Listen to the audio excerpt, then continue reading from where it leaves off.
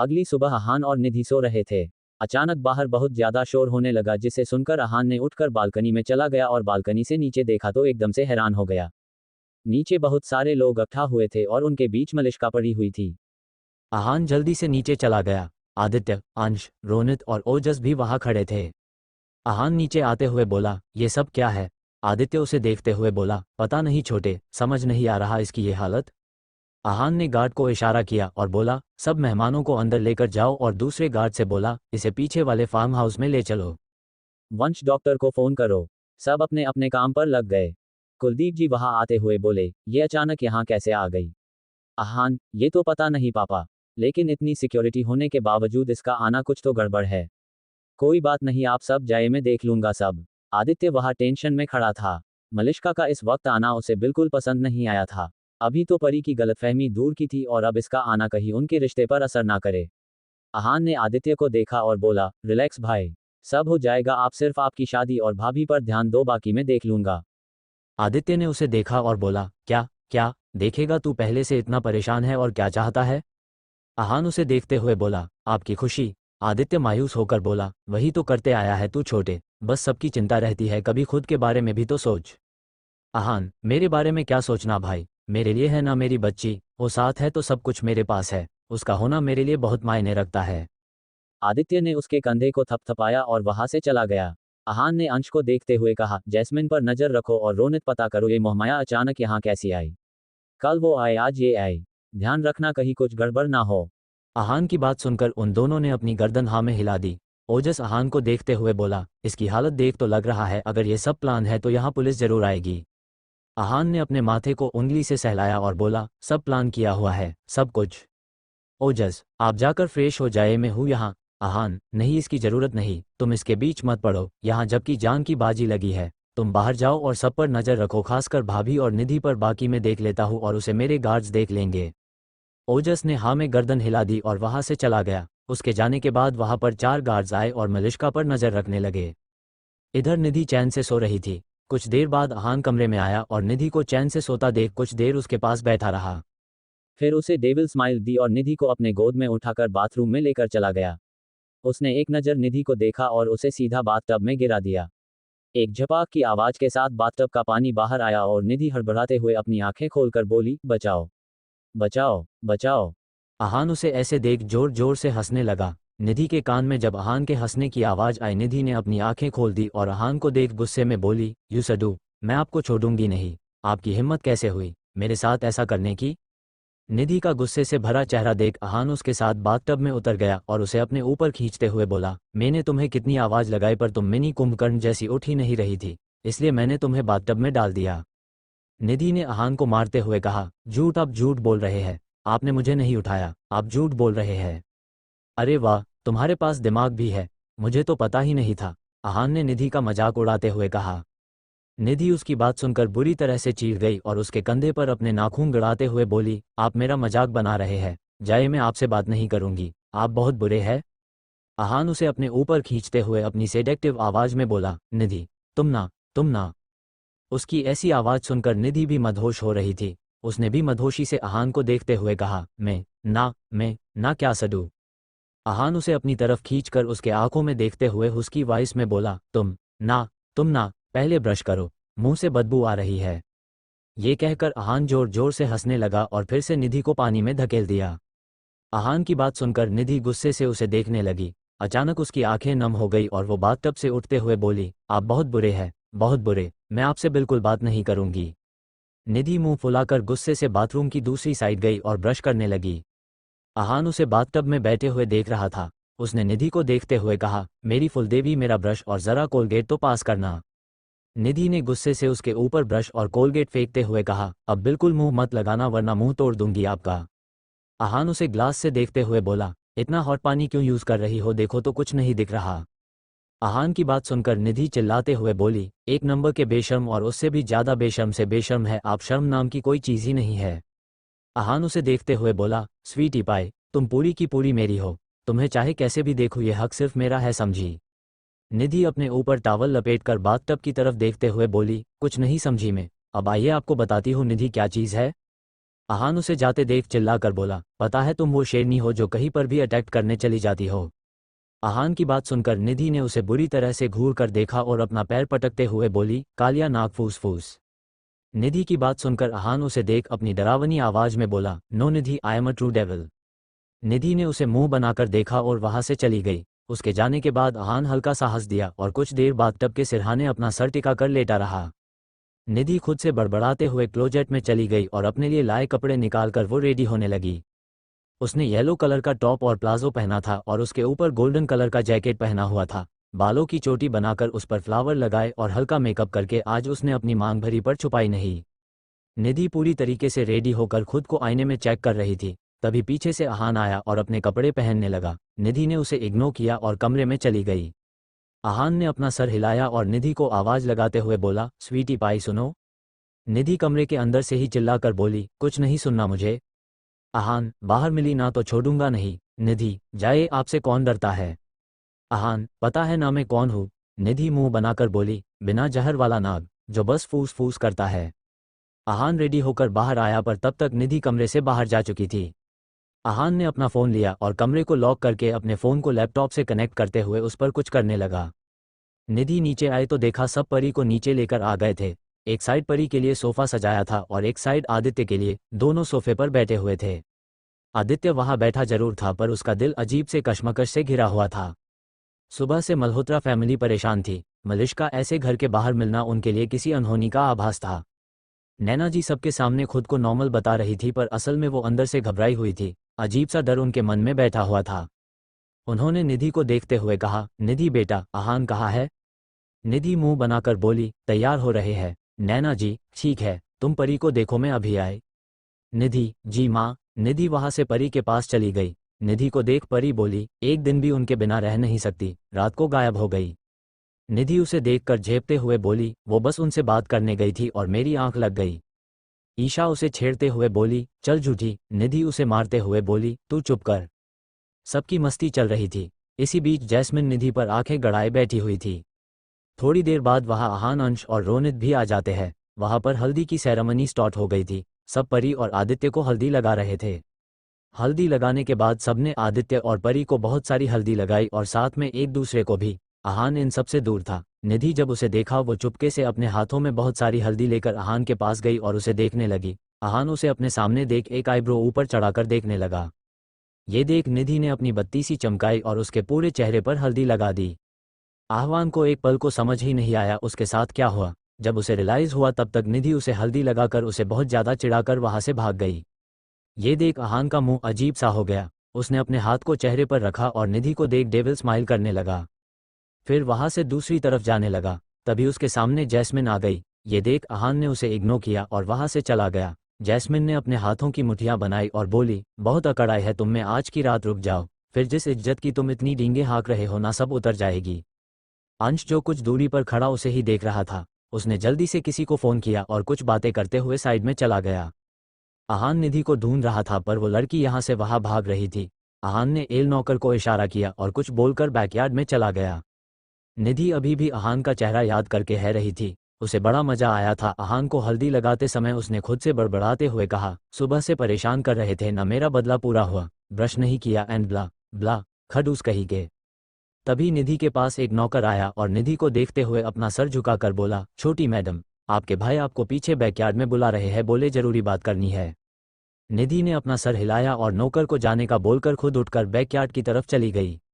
निधि ओजस को आवाज लगाते हुए बोली, भाई कहाँ है आप।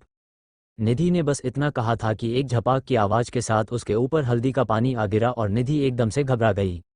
निधि ओजस को आवाज लगाते हुए बोली, भाई कहाँ है आप। निधि ने बस इतना कहा था कि एक झपाक की आवाज के साथ उसके ऊपर हल्दी का पानी आ गिरा और निधि एकदम से घबरा गई। उसने अपनी आंखें बंद की तभी उसके कान के आहान की आवाज आई, कैसा लगा स्वीटी पाए। निधि ने अपनी आंखें खोल दी और आहान को गुस्से से देखते हुए बोली, यू सडू, आपने ये क्या किया।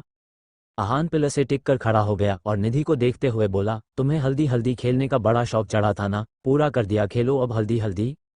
आहान की बात सुनकर निधि ने उसे नाराजगी से देखा और रोनी सूरत बनाकर बोली, आपने मेरी इतनी अच्छी ड्रेस खराब कर दी सडू। निधि को मायूस देख आहान उसके पास जाकर उसके कमर को पकड़ते हुए बोला, मैं तुम्हारे लिए ऐसे 100 ला दूंगा, तुम मायूस क्यों हो रही हो? निधि मुंह सिकोड़ते हुए बोली, आप हमेशा ऐसा ही करते हैं। आहान उसे गोद उठाते हुए बोला, मैं हूँ ही ऐसा कहा था ना, जैसा हूँ तुम्हें मुझे वैसा ही एक्सेप्ट करने होगा। निधि मुंह बनाकर बोली, आप तो जाए, कुछ मत बोलिए। आहान निधि को उठाकर कमरे में लेकर चला जाता है। हॉल में ओजस और रोनित जैस्मिन पर ध्यान दिए खड़े थे, पर जैस्मिन कोई रिएक्ट नहीं कर रही थी, वो बस सबको देख रही थी। अंश फोन पर बातें करते हुए रोनित के पास आया और बोला, मलिष्का की क्या खबर है? रोनित, वो अभी तक होश में नहीं आई और मैंने अपने लोगों से बात की है, लेकिन अभी तक ये पता नहीं चला है कि वो इतने दिन से थी कहाँ। अंश परेशानी से अपने सर पर हाथ रखते हुए बोला, सब बम एक बार ही साथ आए हैं, पता नहीं इस वक्त आहान किस हालत में होगा, दिखा तो नहीं रहा, लेकिन कितना परेशान होगा ये बताएगा भी नहीं।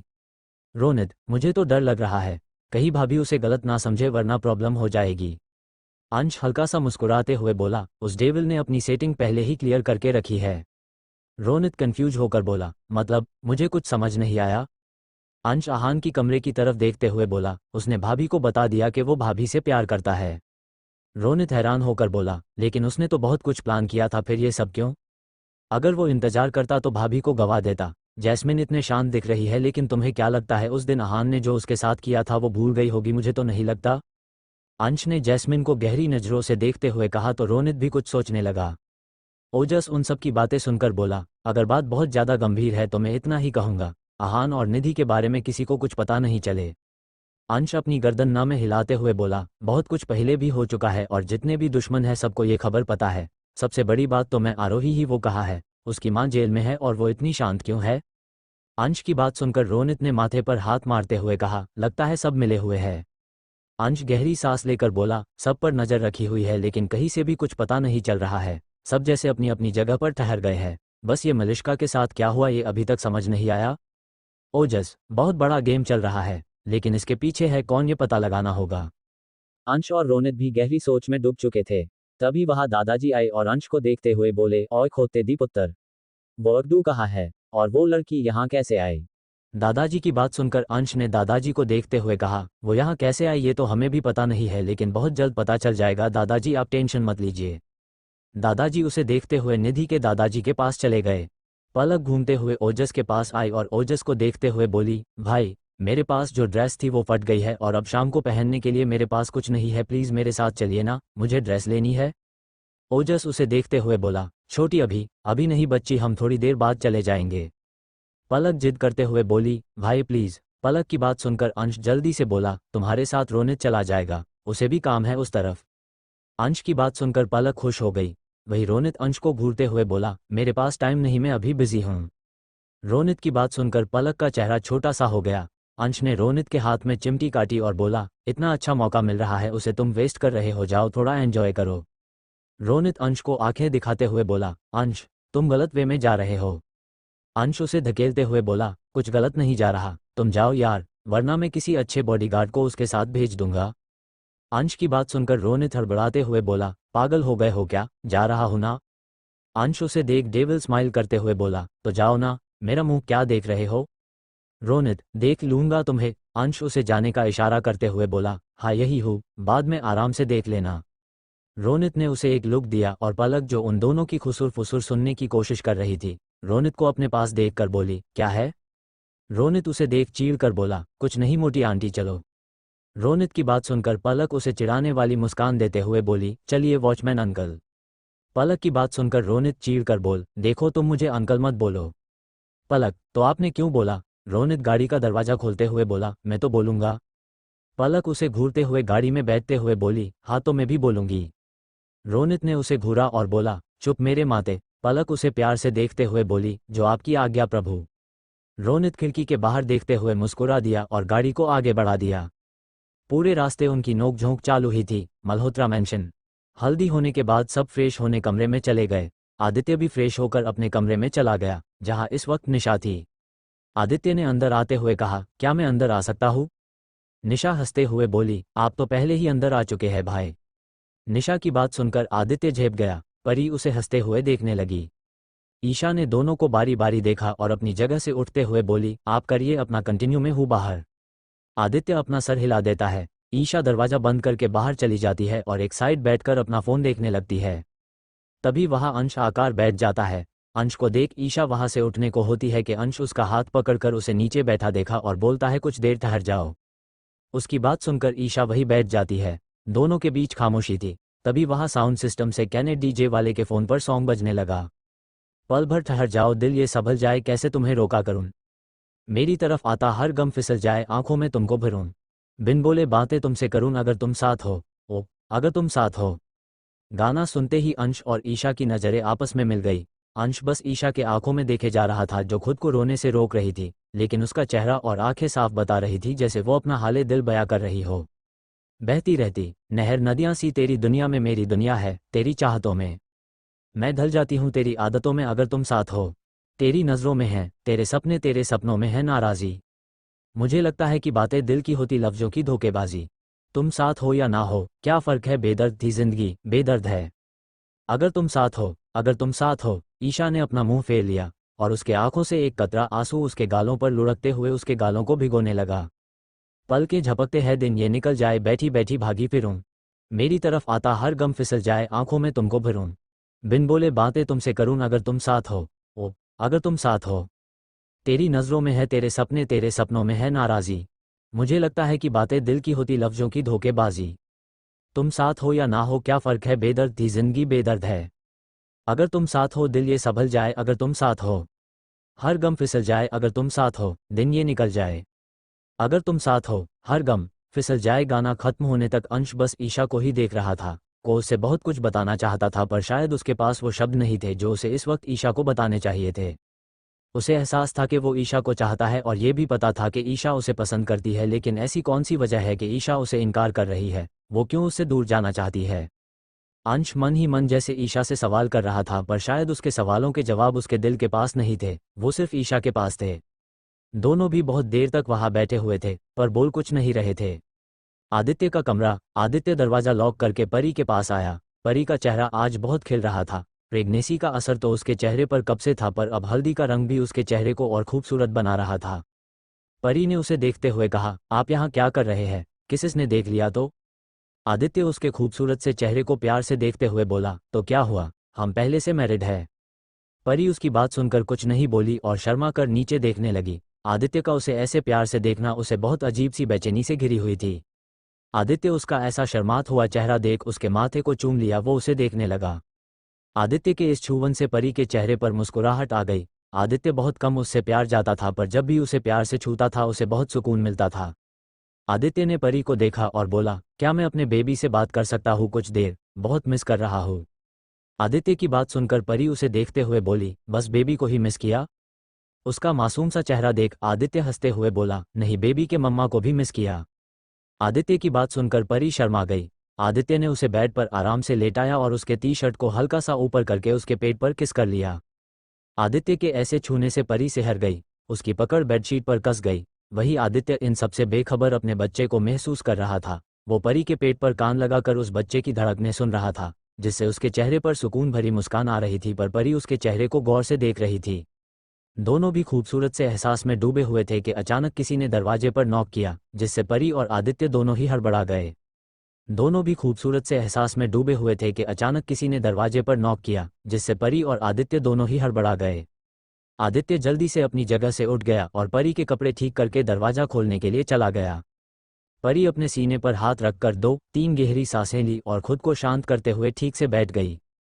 आदित्य ने दरवाजा ओपन किया तो बाहर नैना जी खड़ी थी। आदित्य को परी के रूम में देख उनकी आंखें छोटी हो गई और वो उसे देखते हुए बोली, तुम यहाँ क्या कर रहे हो।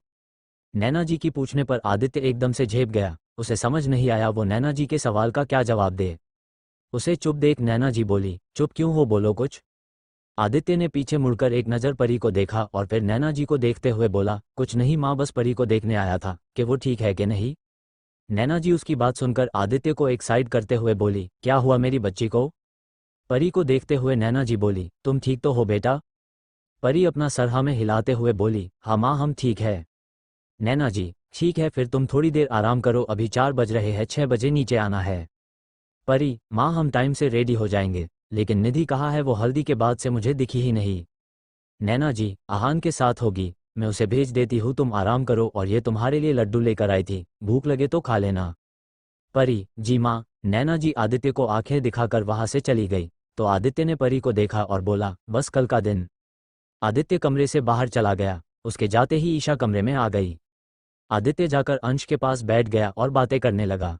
आहान का कमरा। आहान निधि को लेकर बाथरूम में चला जाता है और उसे शॉवर के नीचे खड़ा कर देता है। निधि अभी भी आहान को घूर रही थी, जिसे देख आहान उसे बाहों में भरते हुए बोला, ऐसे मत देख पगली, प्यार हो जाएगा। निधि मुंह बनाकर उसके सीने पर हाथ रखते हुए बोली, कुछ भी मतलब, प्यार, और आपसे शक्ल देखी है अपनी आईने में, पूरे के पूरे फूस फूस लग रहे हैं, आए बढ़े। निधि की बात सुनकर आहान का मुंह खुल गया। उसने अपनी आंखें छोटी करके निधि को देखा और उसे घूरते हुए बोला, आजकल बहुत नहीं बोलने लगी हो तुम। निधि, बोलना क्या है, हम पहले से ही ज़्यादा बोलते आ रहे हैं, आपको क्या पता, आप तो अब आए हैं मेरे लाइफ में, इससे पहले मैं कैसी थी ये आपकी क्या पता। आहान ने अपना सर हिलाया और बोला, तुमसे बहस करना बेकार है। अच्छा, तो अब हम बेकार हो गए हैं। निधि ने आहान को धक्का देते हुए कहा। तो आहान उसे पकड़ते हुए बोला, अब इतने पास आए हो तो कुछ देकर ही जाओ। निधि, मेरे पास कुछ नहीं है आपको देने के लिए। आहान उसे घूरते हुए बोला, ठीक है, मैं खुद ले लेता हूँ। इतना कहकर आहान ने निधि के होठों को अपने होठों के गिरफ्त में ले लिया और वो दोनों एक दूसरे को किस करने लगे। धीरे धीरे उनकी किस वाइल्ड हो रही थी। दोनों एक दूसरे के प्यार में खोए हुए थे। आहान के हाथ निधि के कमर को कसकर पकड़े हुए थे। जब निधि की सांसें उखड़ने लगी तब निधि ने आहान को धक्का दिया और अपने आप से दूर कर दिया। आहान जो निधि में खोया हुआ था। निधि के ऐसे धकलने से आहान होश में आता है और निधि को देखने लगता है। निधि अपने सांसों को कंट्रोल करते हुए बोली, इससे आगे नहीं। आहान उसे हैरानी से देखते हुए बोला, इससे आगे क्या? आपको पता है मैं क्या बोल रही हूँ? निधि शर्माते हुए आहान को देखते हुए बोल रही थी। वही आहान उसे देखते हुए बोला, अब तुम्हें क्या प्रॉब्लम है? तुम्हें जो सुनना था वो मैंने कह दिया, अब क्या करूँ? निधि इतराते हुए बोली, वो मुझे कुछ नहीं पता, बस आपको किसके ऊपर कुछ नहीं मिलेगा। आहान हैरानी से उसे देखते हुए बोला, पर क्यों? निधि मुंह बनाकर बोली, अरे, आप समझते नहीं है। मैंने कहा अभी तक आपको आई लव यू कहा है? आहान उसे देखते हुए बोला, अभी तो कहा तुमने। निधि हैरानी से बोली, मैंने क्या कहा? आहान, आई लव यू कहा तुमने। निधि आहान की बात सुनकर अपना मुंह खोलकर उसे देखने लगी और बोली, वो वैसा वाला आई लव यू नहीं था, वो तो मैं बस बता रही थी। आहान अपनी बातों को गोल गोल घुमाते हुए निधि से बोला, लेकिन तुमने अपने मुंह से आई लव यू बोला। निधि, नहीं, मैंने उस टाइप का आई लव यू नहीं कहा। आहान, कुछ भी हो लेकिन तुमने कहा। निधि झल्लाते हुए बोली, आप समझते क्यों नहीं, मैं आपकी बताने के लिए आई लव यू बोला था। आहान डेविल स्माइल करते हुए बोला, तुमने आई लव यू कहा? निधि, नहीं कहा। आहान, तुमने कहा। निधि, नहीं कहा ना। आहान, कहा तुमने आई लव यू। निधि, मैंने आई लव यू कहा मगर। आहान उसकी बात बीच में काटते हुए बोला, देखा, तुमने मुझे आई लव यू कहा। निधि रोनी सूरत बनाकर बोली, आप बहुत बुरे हैं, जानबूझकर आपने किया ना ये सब। आहान अपने कंधे उचकाते हुए बोला, मैंने ऐसा कुछ नहीं किया, तुमने खुद अपने मुंह से ये कबूल किया है। निधि अपना पैर पटकते हुए बोली, देख लूंगी मैं आपको। आहान उसे देख मुस्कुरा कर बोला, आराम से देखना, तुम्हारा ही हूँ, चाहो तो अब देख लो, जा क्यों रही हो? इतना उड़िए मत, संगीत में हमसे जीत कर दिखाए, तब आपको असली डेविल मानेंगे हम। निधि ने जाते हुए आहान से कहा। निधि की बात सुनकर आहान ने उसके हाथ के कलाई को पकड़ लिया और बोला, चैलेंज कर रही हो मुझे, द ट्रू डेविल को? निधि उसके हाथ से अपनी कलाई छुड़ाते हुए बोली, यस, माय एरोजेंट डेविल हस्बैंड जी, आपको चैलेंज दिया है, अब देखते हैं। आहान उसे अपनी तरफ खींचते हुए बोला, देख लेना डेविल का जलवा। निधि अपना हाथ छुड़ाकर वहां से जाते हुए बोली, देख लेंगे। निधि वहां से चली जाती है और आहान उसके पीछे जाता है। दूसरी तरफ रोनित पलक को लेकर मॉल आ गया था। दोनों भी लड़ते झगड़ते हुए शॉपिंग कर रहे थे। पलक एक ड्रेस पसंद करने के लिए बहुत टाइम लगा रही थी। इसका एक रीजन ये था कि वो रोनित के साथ टाइम स्पेंड करना चाहती थी। पलक रोनित को ड्रेस दिखाते हुए बोली, ये कैसा है? रोनित अपने फ़ोन में देखते हुए बोला, तुम्हें जो पसंद है उसे ले लो। पलक अपने कमर पर हाथ रखते हुए बोली, आप कितने खड़ूस है, एक ड्रेस ही तो चॉइस करने के लिए कह रही हो, उसने भी इतने नखरे, पता नहीं शादी के बाद क्या करेंगे। पलक ने चिढ़ते हुए कहा, लेकिन उसकी बात सुनकर रोनित के हाथ से फ़ोन छूटते छूटते हुए बच गया। उसने हैरानी से पलक को देखा और बोला, what the hell are you doing? Palak ने मासूमियत से उसे देखा और बोली, आप चिल्ला क्यों रहे हैं?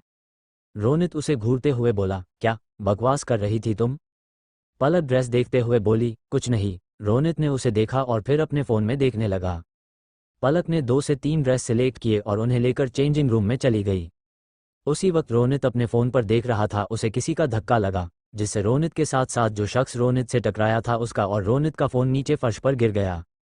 वो शख्स बहुत जल्दी में था, इसलिए रोनित से धक्का लगते ही हड़बड़ी में वो रोनित के फ़ोन को उठाकर जल्दी से वहाँ से भागने लगता है। रोनित एक नज़र उसे देखा है और गुस्से से उसे देखते हुए झुककर अपना फ़ोन उठा लेता है। तभी उस फ़ोन पर किसी का फ़ोन आता है। रोनित जब देखता है वो उसका फ़ोन नहीं है, वो और हैरान रह जाता है। फ़ोन बजता देख वो उठाकर कान पर लगा देता है और कुछ बोलने ही वाला होता है कि दूसरी साइड से एक आदमी की बात सुनकर रोनित का दिमाग एकदम से ब्लैक हो जाता है और वो उस आदमी को पकड़ने के लिए उस आदमी के पीछे भागने लगता है।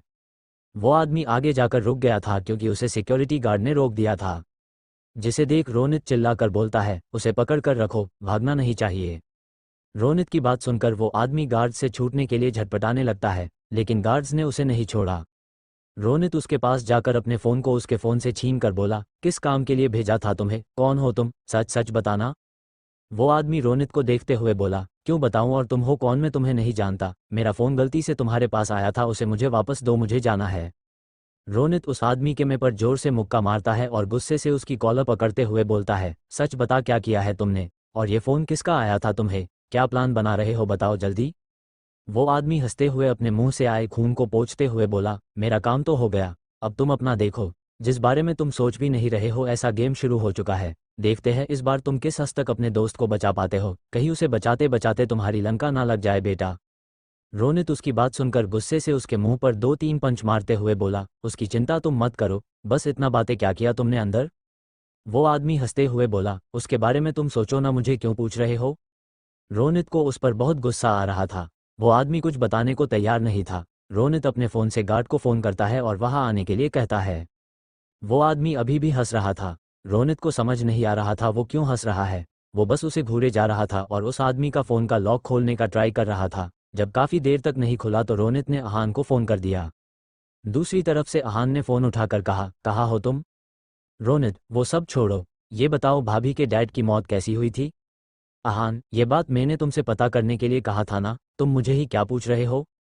रोनित, बहुत ज़्यादा प्रॉब्लम हो गई है भाई, लगने वाली है सबकी। अहान परेशानी से बोला, ठीक से बता हुआ क्या। रोनित उस आदमी को देखते हुए बोल रहा था और वो आदमी बस मुस्कुराए जा रहा था। रोनित उसे अपनी आंखें छोटी करके घूर रहा था। अचानक उसका दिमाग खटका और वो जोर से बोला, पलक, शीट शीट शीट, मैं उसे कैसे भूल गया। रोनित घबराते हुए पीछे मुड़कर जाने लगा। ये देख वो आदमी जोर जोर से हंसने लगा।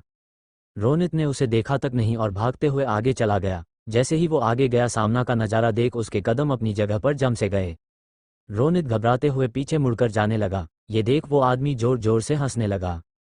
रोनित ने उसे देखा तक नहीं और भागते हुए आगे चला गया। जैसे ही वो आगे गया सामना का नज़ारा देख उसके कदम अपनी जगह पर जम से गए। सामने दो आदमी पलक कर पकड़ कर खड़े थे। उन्होंने पलक के सर पर बंदूक तान कर रखी थी। रोनित ने गुस्से से अपनी मुठियां भींच ली और जोर से बोला, उसे छोड़ दो, नहीं तो तुम सबके लिए बहुत बुरा होगा। उसे ऐसे चिल्लाने से वो आदमी हंसने लगे। तभी रोनित के कानों में आरोही की आवाज़ आई, साली दोस्त की ओर डर तुझे लग रहा है। आरोही की बात सुनकर रोनित गुस्से से बोला, तुझे उससे क्या, तू सिर्फ उसे छोड़ दे, शर्म नहीं आती लड़की होकर लड़कियों के साथ ऐसा बिहेव करते हुए। आरोही उसकी बात सुनकर गुस्से से बोली, मैं क्या हूँ क्यों हूँ उससे तुम्हें क्या, बस तुम्हारे दोस्त से कहो यहाँ आ जाए, अगर पलक जिंदा चाहिए तो निधि और अहान को यहाँ बुला लो। रोनित ने उसे गुस्से से देखा और कुछ बोलने ही वाला था कि उसे अपने पीछे बहुत सारे तेज कदमों की आवाज़ें आने लगी, जिसे सुनकर रोनित ने पीछे मुड़कर देखा तो वहाँ अहान था, जो पूरे शानो शौकत में चलते हुए आगे ही आ रहा था और उसके पीछे गार्ड्स की फौज थी। अहान तेजी से आकर रोनित के बराबर खड़ा हो गया और आरोही को देखते हुए अपनी सिगरेट जलाकर उसे देखने लगा। अहान को अपने सामने देख आरोही के आंखों में खून उतर आया। उसने गुस्से से अहान को देखा और गुस्से से बोली, मेरे माँ को जेल से बाहर निकालो अहान मल्होत्रा, वरना आज इस पलक का आखिरी दिन होगा।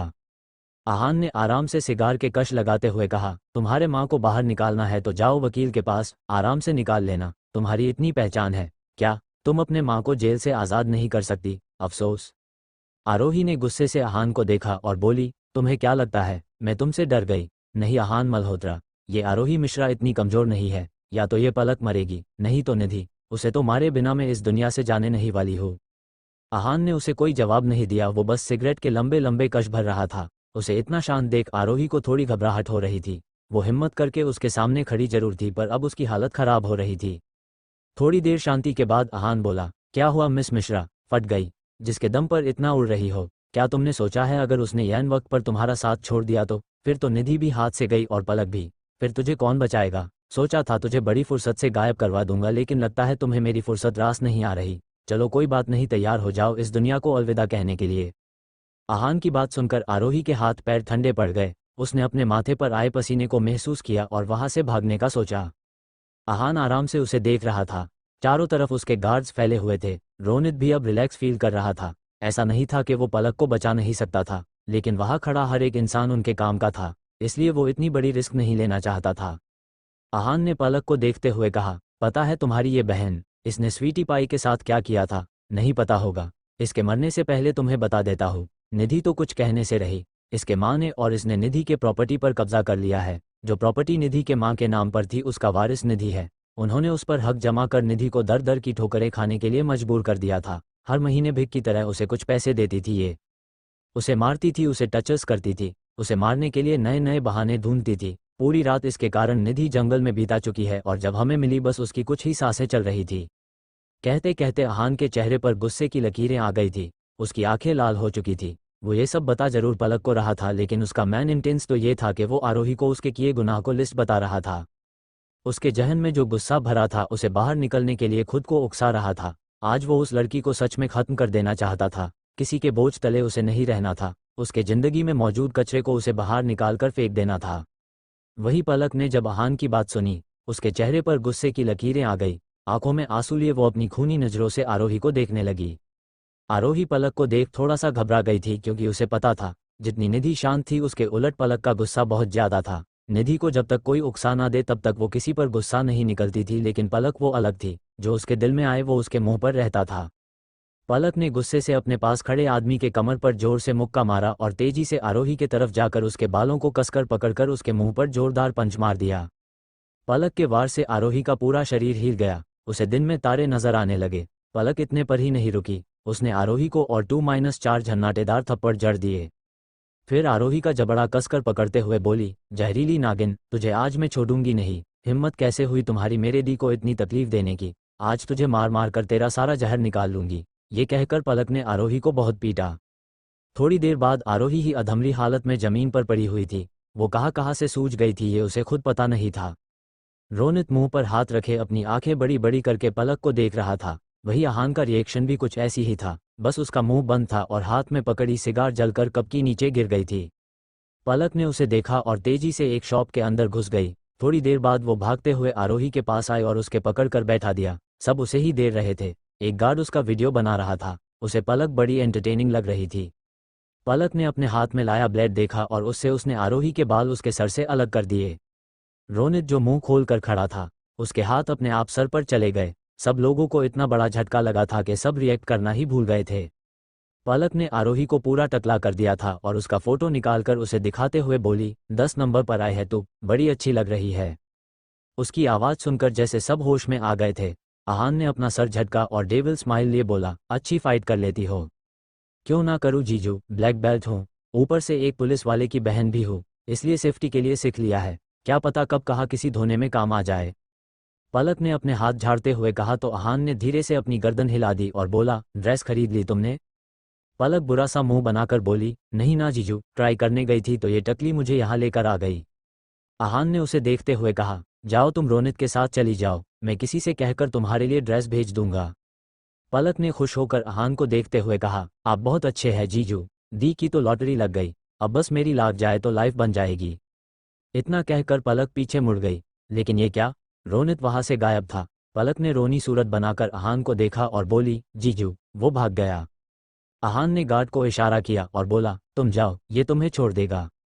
पलक ने मायूस होकर आगे जाते हुए खुद से बोली, इस वॉचमैन अंकल को तो मैं छोड़ूंगी नहीं, उसे भी टकला कर दूंगी, मुझे छोड़कर चला गया। गार्ड जो उसके पीछे चल रहा था पलक की आवाज़ सुनकर खुद से बोला, पहली बार ऐसी लड़की से पाला बड़ा है। मैडम कितनी शांत है, और ये लगता है रोनित सर एक बार तो टकला होकर रहेंगे। इधर रोनित अपने बालों में हाथ रखकर तेज कदम लेकर बाहर चला गया था। उसका मुंह एकदम से बिगड़ा हुआ था।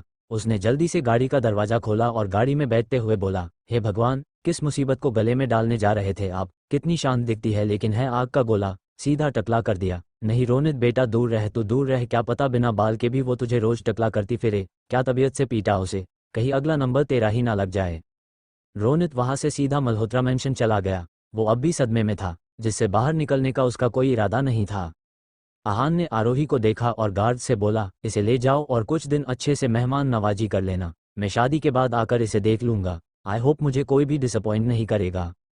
गार्ड्स ने एक साथ अपना सर हिलाया। आहान एक नज़र सब लोगों पर डाली और वहां से एक शोरूम में चला गया। उसने पूरे शोरूम पर नज़र डाली, फिर उसने एक चीज़ पर उंगली से इशारा कर दिया, जिसे देख स्टाफ ने जल्दी से उसे वो पैक करके आहान के हाथ में दे दिया। आहान वहां से सीधा मेंशन के लिए निकल गया। थोड़ी देर बाद रोनित की गाड़ी आकर मेंशन के बाहर रुक गई। वो गाड़ी से उतरकर एक साइड जाकर किसी से बात करने लगा। तब तक पलक भी आ गई थी। वो गुस्से से अंदर चली गई। उसके जाने के बाद रोनित ने फ़ोन रख दिया और आहान के आने का इंतजार करने लगा। तभी उसके पास वो गार्ड आया जो पलक को लेकर आया था। वो गार्ड रोनित के पास खड़े होकर बोला, सर, एक बात कहनी थी। रोनित अपने फ़ोन में देखते हुए बोला, हम कहो। गार्ड, वो मिस पलक आपके जाने के बाद बहुत गुस्सा हो गई थी और बोल रही थी कि वो आपको भी टकला कर देगी। गार्ड की बात सुनकर रोनित की आंखें बड़ी हो गई और वो गार्ड को देखते हुए बोला, तुम सच कह रहे हो ना? गार्ड, जी सर, अगर आपको यकीन ना हो तो बॉस से पूछ लीजिए, वो भी वही थे। रोनित उसे देखते हुए बोला, बता रहा है या डरा रहा है? गार्ड, दोनों भी सर। गार्ड की बात सुनकर रोनित ने उसे लुक दिया और बोला, बहुत अच्छा किया, अब जाओ यहाँ से और मुझे अपडेट देते रहना। गार्ड, जी सर। थोड़ी देर बाद आहान भी वहाँ आ गया। रोनित ने उसे देखा और उसके हाथ में उस आदमी का फ़ोन देते हुए बोला, बॉस, इसमें बहुत कुछ काम का है, लेकिन फ़ोन पर पर्सनल लॉक है। ऐसा लग रहा है पर्सनली कुछ चीज़ों को छुपाने के लिए बनवाया है, शायद कुछ मिल जाए। आहान ने अपना सर हिला दिया और बोला, इसे रॉकी के पास दे दो, वो देख लेगा। रोनित, आप जाइए, मैं देख लूंगा। आहान ने अपना सर हिला दिया और अंदर जाने लगा। तभी उसकी नज़र जैस्मिन पर पड़ी जो निधि से बात कर रही थी। ये देख आहान तेजी से उस तरफ चला गया। आहान ने अपना सर हिला दिया और अंदर जाने लगा। तभी उसकी नज़र जैस्मिन पर पड़ी जो निधि से बात कर रही थी। ये देख आहान तेजी से उस तरफ चला गया। इधर जैस्मिन निधि को लेकर बाहर आई थी। उसकी हरकत निधि को पसंद नहीं आई थी। उसे तो जैस्मिन से बात करने की इच्छा भी नहीं थी, लेकिन उसके ऐसे खींचते हुए लेकर आने से निधि को उसके साथ आना पड़ गया था। जैस्मिन ने निधि को एक तरह खड़ा किया और उसे ऊपर से नीचे तक देखते हुए बोली, तुम आहान को कैसे जानती हो? निधि उसे देखते हुए बोली, उससे तुम्हें क्या, तुम अपने काम से काम रखो ना, शादी में आए हो, शादी इंजॉय करो और यहाँ से चली जाओ। जैस्मिन निधि की बात सुनकर अपने घड़ियाले आंसू बहते हुए बोली, प्लीज़ निधि, मुझे बचा लो, मैं यहाँ छुपने के लिए आई हूँ। एक गुंडा मेरे पीछे पड़ा हुआ है, प्लीज़ तुम किसी को मत बताना, मैं जल्दी ही यहाँ से चली जाऊँगी, लेकिन तुम आहान से कहो ना मेरी हेल्प करने के लिए, प्लीज़। जैस्मिन की बात सुनकर निधि उसे हैरानी से देखने लगी। जैस्मिन ने उसे देखते हुए कहा, प्लीज़ तुम अभी किसी को कुछ मत कहना, शादी का घर है, सब परेशान हो जाएंगे, शादी होते ही आहान से बात कर लेना। निधि को जैस्मिन पर विश्वास नहीं हो रहा था, पर वो बात ऐसे कर रही थी कि निधि पूरी कंफ्यूज हो गई थी। वो कुछ बोलती कि तब तक आहान उनके पास आकर खड़ा हो गया। आहान को देख जैस्मिन ने उसे लंबी स्माइल दी, जिसे आहान ने एक नज़र देखा भी नहीं। उसने निधि को देखा और बोला, तुम यहाँ क्या कर रही हो, चलो अंदर। निधि ने आहान को देखा और बोली, आप कहाँ चले गए थे, भाई आपको कब से ढूंढ रहे हैं। आहान उसे अपने साथ ले जाते हुए बोला, तुम यहाँ क्या कर रही थी? निधि, वो बस ऐसे ही, स्वीटी पाए, तुम उससे दूर रहना। आहान ने निधि को बहुत सख्त आवाज़ में कहा, जिसे सुनकर निधि एक पल के लिए सोच में पड़ गई। वहीं उनके जाने के बाद जैस्मिन ने ईवल स्माइल लिए आहान और निधि को देखा और खुद से बोली, तुम्हारी कमज़ोरी बड़ी मासूम है आहान, उस खुद पता नहीं चलेगा कब उसकी मासूमियत उसे ले डूबेगी। जैस्मिन हंसते हुए किसी को मैसेज करके मेंशन के अंदर चली गई। आहान ने निधि को कमरे में भेज दिया और खुद आदित्य के कमरे में चला गया। आदित्य कमरे में परेशानी से घूम रहा था। आहान के आते ही वो बोला, ये मलिश्का अभी तक होश में क्यों नहीं आए?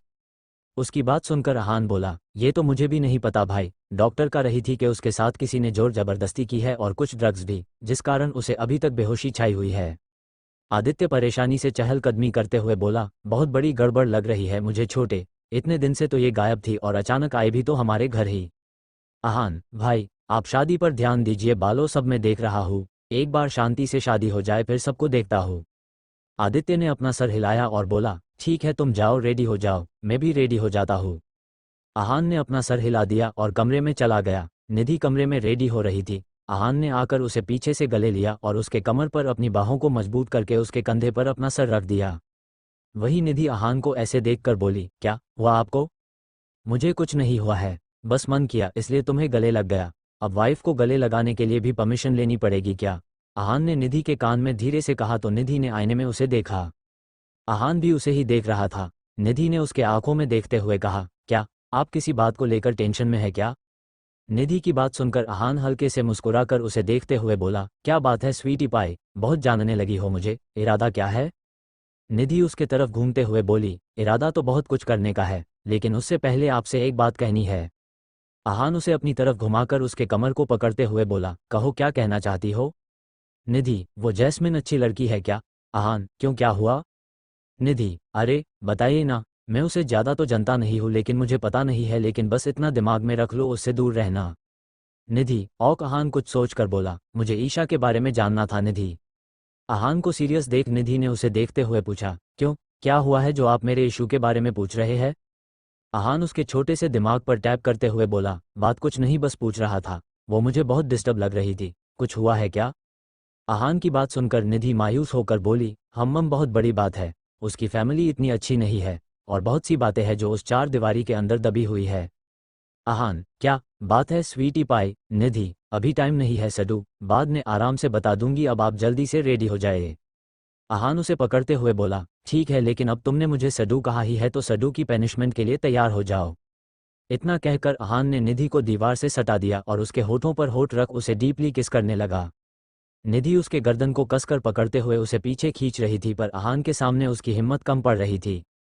थोड़ी देर बाद अहान ने निधि के होठों को छोड़ दिया और उसे देख डेविल स्माइल करते हुए बोला, बहुत इंतजार करवा रही हो मिसेस मल्होत्रा, चुन चुन कर बदला लेने वाला हूँ तुमसे, जितना इंतजार करवा रही हो ना, उतने कसकर तुझे प्यार करने वाला हूँ मैं।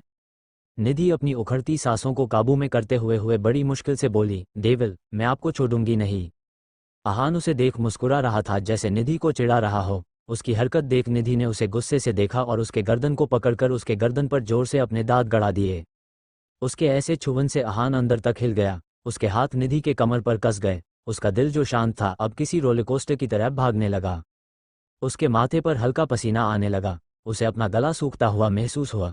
उसने निधि के गर्दन को एक हाथ से पकड़ लिया और उसके गर्दन में मुंह डालकर उसे अपने होठों से छूने लगा। अहान की हरकत से निधि का रोम रोम सिहर गया। उसने अहान के बालों को कसकर पकड़ लिया और तेज तेज सांसें लेने लगी। अहान ने जोर से उसके गर्दन के नीचे काट लिया और निधि को छोड़कर उसे नशे से देखते हुए बोला, स्वीटी पाई प्लीज। निधि अपने धड़कते दिल को काबू में करते हुए बोली, मुझे डांस करना है, आपका प्यार में झेल नहीं पाऊंगी। बोलते हुए निधि का पूरा चेहरा लाल हो गया था।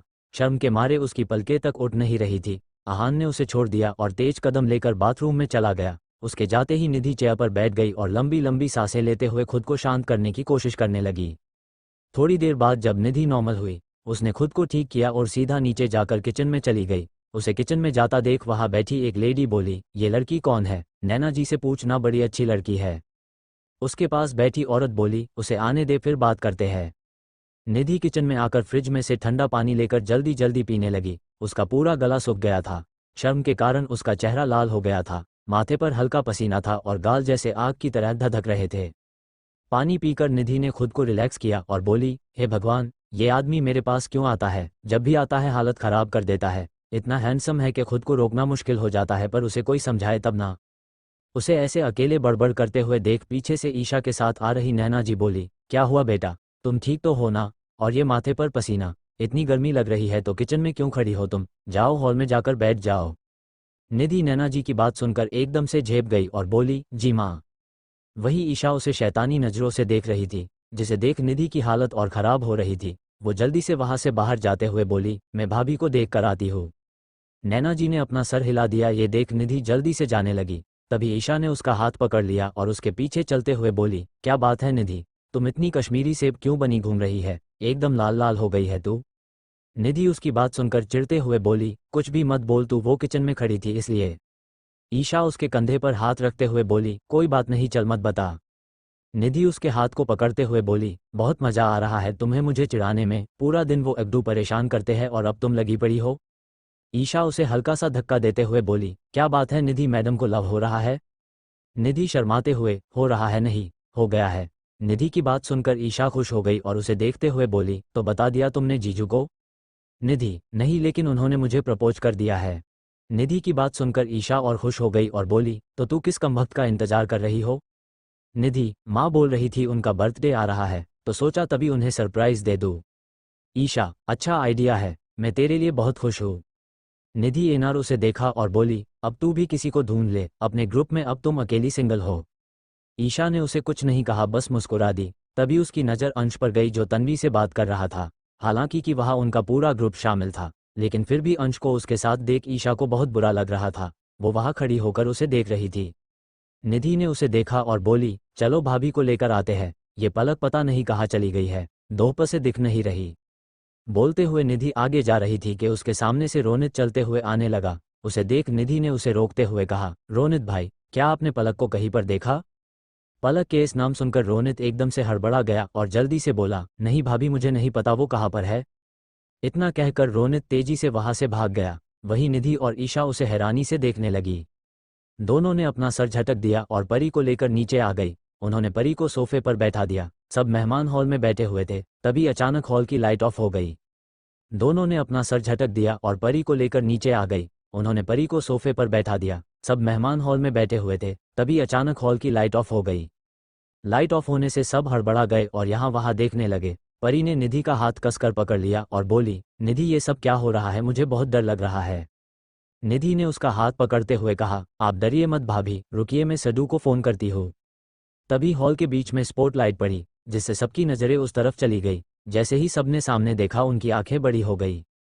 दादाजी कुर्ता पजामा पहनकर अपनी महंगी वॉकिंग स्टिक हाथ में पकड़े हुए खड़े थे। तभी बैकग्राउंड म्यूजिक स्टार्ट हुआ और दादाजी अपनी स्टिक लेकर डांस करने लगे। आजा गोरी नचले हाय शावा नचले वे नचले हाय शावा। दादाजी को ऐसे देख निधि ने जोर से सीटी बजाई और भागते हुए उनके पास खड़ी होकर नाचने लगी। आजा गोरी नचले हाय शावा नचले वे नचले हाय शावा। तभी सबके सामने अचानक आदित्य आया और परी को तरफ देखते हुए डांस करने लगा, जैसे अपने दिल का हाल बता रहा हो। उसके चेहरे पर हल्की सी मुस्कान थी।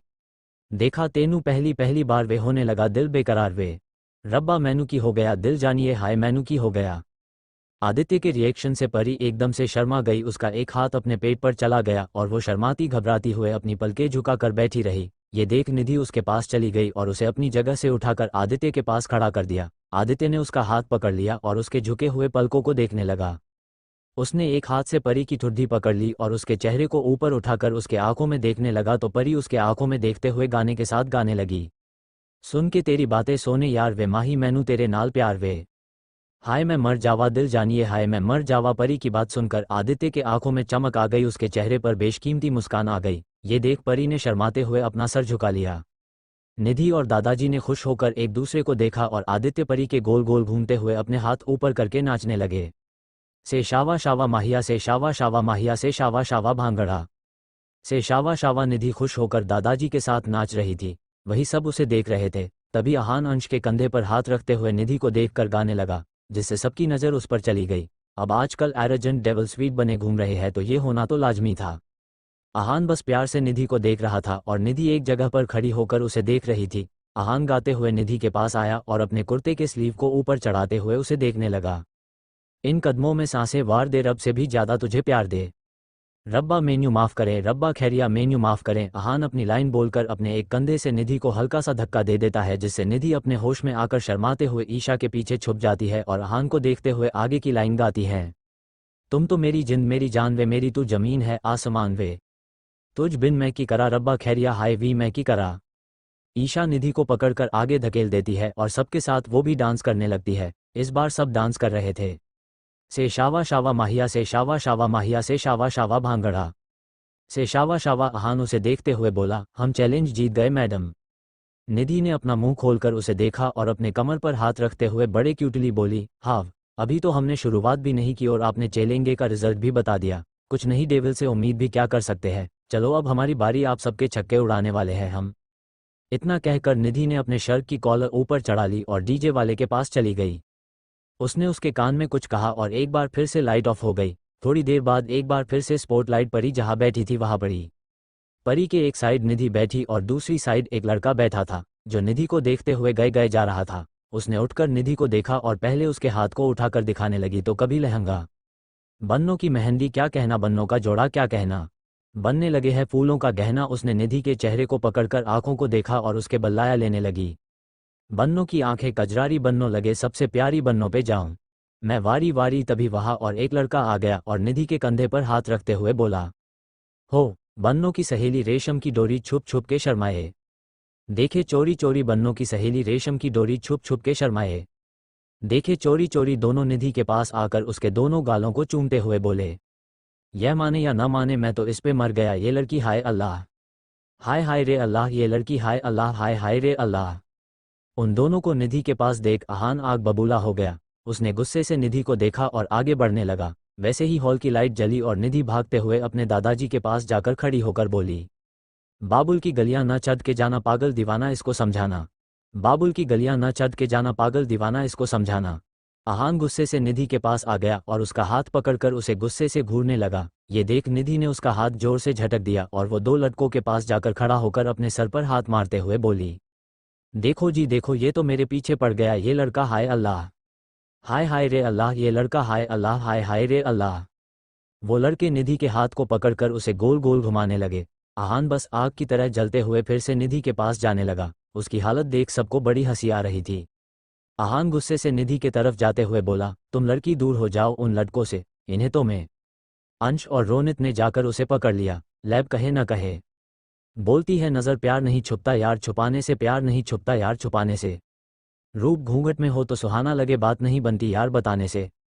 निधि हंसते हुए एक लड़के के कंधे पर हाथ रखते हुए बोली, ये दिल की बातें दिल ही जाने या जाने खुदा, ये लड़की, हाय अल्लाह, हाय हाय रे अल्लाह, ये लड़का, हाय अल्लाह, हाय हाय रे अल्लाह। मांगने से कभी हाथ मिलता नहीं, जोड़ियां बनती है पहले से सबकी। निधि परी के पास जाकर बैठ गई और उसके कंधे पर हाथ रख दिया। ये देख वो दोनों लड़के निधि के पास आकर बैठ गए। एक परी के साइड बैठ गया और दूसरा निधि के और डोली का एक्शन करते हुए बोले, ओहली के बारात घर तेरे आऊंगा मैं, मेरी नहीं यह मर्जी है रब की। निधि और परी ने उन दोनों को धक्का दे दिया जिससे वो दोनों नीचे बैठ गए। अरे जा रे जा, यूं झूठी मुठी बातें न बना, ये लड़का, हाय अल्लाह, हाय हाय रे अल्लाह, ये लड़का, हाय अल्लाह, हाय हाय रे अल्लाह। गाना खत्म होते ही अहान भागते हुए उन लड़कों के पास आया और उन्हें जैसे ही मारने के लिए अपने हाथों का मुक्का बनाया, वो दो लड़के जोर से चिल्लाए, नो जीजू, हमें मत मारिए, हमारी कोई गलती नहीं है, ये सब निधि का प्लान था। उसकी आवाज़ सुनकर सब चौंक गए और निधि परी जोर जोर से हंसने लगी। उन दोनों लड़कों ने अपने सर से वीक को हटा दिया जिससे उनके लंबे बाल नीचे लहरा गए। उन्हें देख पलक अपने दांत दिखाते हुए बोली, ये हम थे जीजू, आपकी प्यारी प्यारी सालिया। अब तो सबकी हंसी छूट गई। रोनित और अंश अहान का चेहरा देख रहे थे जिसके चेहरे पर अजीब से एक्सप्रेशन थे। निधि को बहुत हंसी आ रही थी और वो बिना रुके हंसे जा रही थी। अहान ने उसे बहुत गुस्से से देखा और एक झटके में उसका हाथ पकड़कर उसे खींचते हुए साइड में ले जाने लगा। उसे ऐसे देख अंश बोला, लग गई लंका, अब तो भाभी गई काम से। उसकी बात सुनकर रोनित बोला, कैसी दोस्त है ये तीनों, सब के सब एक से बढ़कर एक है।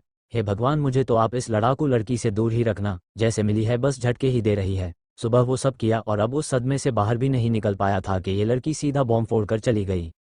उसकी बात सुनकर अंश बोला, को अभी तक यहीं पर है, कहीं पर गई नहीं है, ठीक से रह बेटा, कई अगली लंका तेरी ना लग जाए।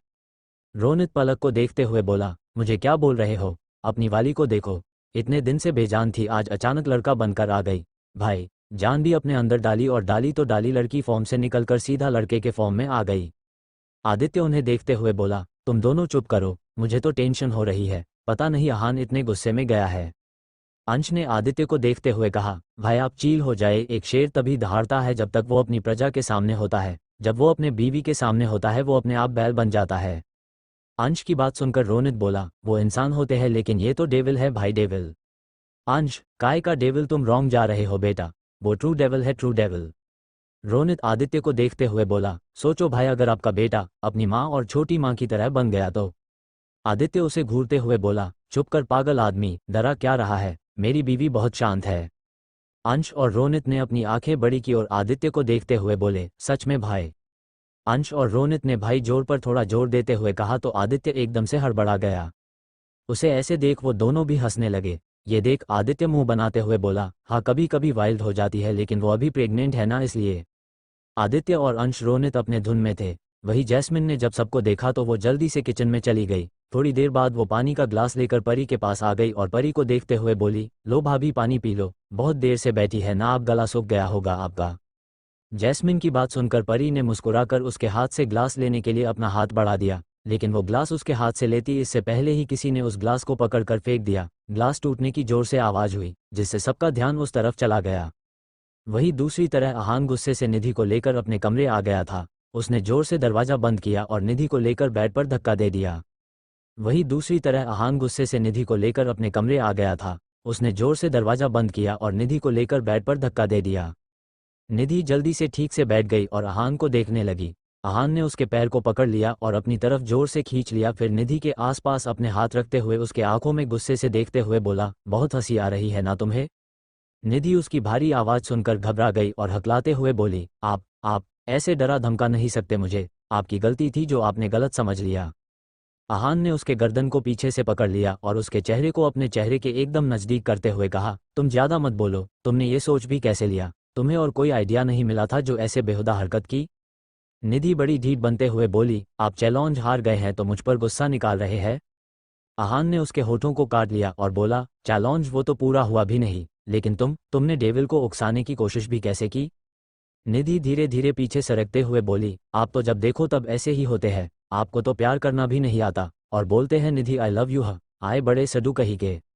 निधि की बात सुनकर आहान ने उसे एक बार फिर पैरों से पकड़कर नीचे खींच लिया और उसके आंखों में देखते हुए बोला, तो तुम्हारे कहने का मतलब है मुझे प्यार करना नहीं आता? हम निधि मुंह बनाकर बोली, और नहीं तो क्या? निधि की बात सुनकर आहान के चेहरे पर डेविल स्माइल आ गई। उसने सीधे खड़े होकर निधि को देखते हुए अपने कुर्ते को उतार दिया।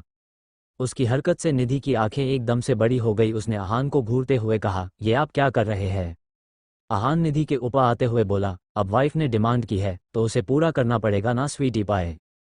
इतना कहकर आहान ने निधि को हल्के से धक्का देकर नीचे बेड पर लेटा दिया और उसके दोनों हाथों को पकड़कर बेड में दबा दिया। आहान के हरकत से निधि अपनी बड़ी बड़ी आंखों से उसे देखते हुए बोली, देखिए आप ऐसा नहीं कर सकते, प्लीज छोड़ दीजिए कोबरा। आहान उसके गर्दन में मुंह डालकर उसके कान में धीरे से बोला, आई लव यू निधि। आहान के इतना कहते ही निधि की आंखें बंद हो गई। उसका दिल पहले से ही अपने जोरों पर था, अब आहान के हरकत से वो और जोर से धड़कने लगा।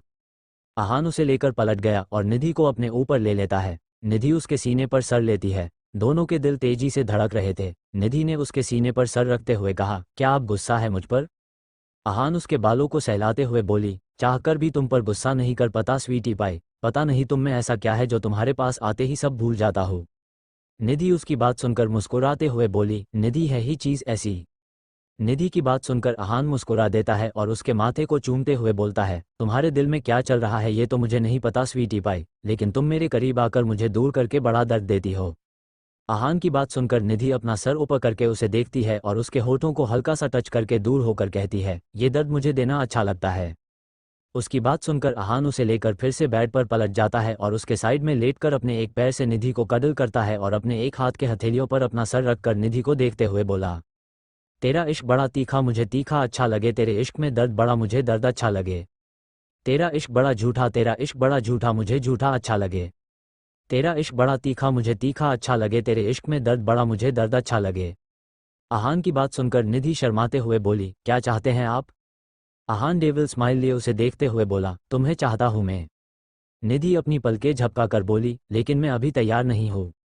निधि की बात सुनकर आहान के चेहरे पर अजीब सी मुस्कान आ गई और वो अपने चेहरे को सीरियस करते हुए निधि की खिंचाई करने लगा। किसके लिए तैयार नहीं हो तुम स्वीटी पाई? निधि शर्माते हुए बोली, वही जो आप चाहते हैं। आहान उसके मजे लेते हुए बोला, क्या चाहता हूं मैं? निधि, अरे आप जाए कुछ नहीं। शर्म के मारे निधि के गाल लाल हो गए थे। वही आहान बड़े अच्छे मूड में था। उसने निधि को और छेड़ते हुए कहा, एक मिनट, कहीं तुम उस बारे में बात तो नहीं कर रही हो? सीरियसली स्वीटी पाई, तुम्हारे दिमाग में ये सब चल रहा है? आहान की बात सुनकर निधि बोली, आपने यही कहा था। आहान मुस्कुराते हुए बोला, नथिंग स्वीटी पिए, मैंने तो ऐसी कुछ कहा भी नहीं था, तुमने ही अपना सोच लिया। आहान की मुस्कुराहट देख निधि चीड़ गई और साइड में रखा तकिया उठते हुए बोली, आप बहुत बड़े वाले बेशर्म है, जानबूझकर छेड़ रहे हैं। आहान के चेहरे पर मुस्कुराहट अब भी बरकरार थी। वो तकिए को पकड़ते हुए बोला, मैं कहाँ छेड़ रहा हूँ, तुम ही अपना कुछ भी सोचे जा रही हो। निधि अब बुरी तरीके से चीड़ गई थी। उसने आहान से अपने नज़रें फेर ली और उसके हाथ और पैर को अपने ऊपर से हटाते हुए बोली, छोड़िए मुझे नीचे जाना है, सब इंतजार कर रहे होंगे। आहान उसके पैरों को मजबूती से पकड़ते हुए बोला, ये तुम्हारी सजा है, नीचे जो तुमने किया उसकी सजा, अब तुम यहाँ से हिलोगी भी नहीं। आहान की बात सुनकर निधि उसे देखते हुए बोली, ठीक है फिर मुझे कपड़े चेंज करने दीजिए, बहुत चुभ रहे हैं। आहान उसे देखते हुए बोला, रुको मैं हेल्प करता हूँ तुम्हारी। ये कहकर आहान ने निधि के पेट पर हाथ रखा, जिससे निधि एकदम से सिहर गई। उसने जल्दी से आहान का है पकड़ लिया और उसे दूर धकेलते हुए 100 की स्पीड से बेड से उतर गई और दरवाजे की तरफ भागते हुए बोली, सबका हिसाब लूंगा मैं आपसे, चुन चुन कर तड़वाऊंगी मैं आपको, और आज रात में कमरे में नहीं आने वाली। बैठिए अकेले अपने कमरे को छेड़ते हुए। इतना कहकर निधि भाग गई। उसे जाता देख अहान मुस्कुरा दिया और सीलिंग को देखते हुए कुछ सोचने लगा। यह निधि भागते हुए बाहर आई तो उसकी टक्कर जैस्मिन से हो गई, जिससे जैस्मिन जोर से नीचे गिर पड़ी। निधि ने जल्दी से उसे पकड़कर उठाते हुए कहा, तुम ठीक तो हो ना? सॉरी, वो मेरा ध्यान नहीं था। जैस्मिन दर्द से कहराते हुए बोली, दर्द हो रहा है, मुझे चला नहीं जा रहा। जैस्मिन की बात सुनकर निधि परेशान होकर बोली, तुम रुको, मैं किसी को बुलाती हूँ। उसकी बात सुनकर जैस्मिन बोली, नहीं, कोई ज़रूरत नहीं, मैं ठीक हूँ। उसकी बात सुनकर निधि बोली, ठीक है फिर चलो, मैं तुम्हें कमरे तक छोड़ देती हूँ।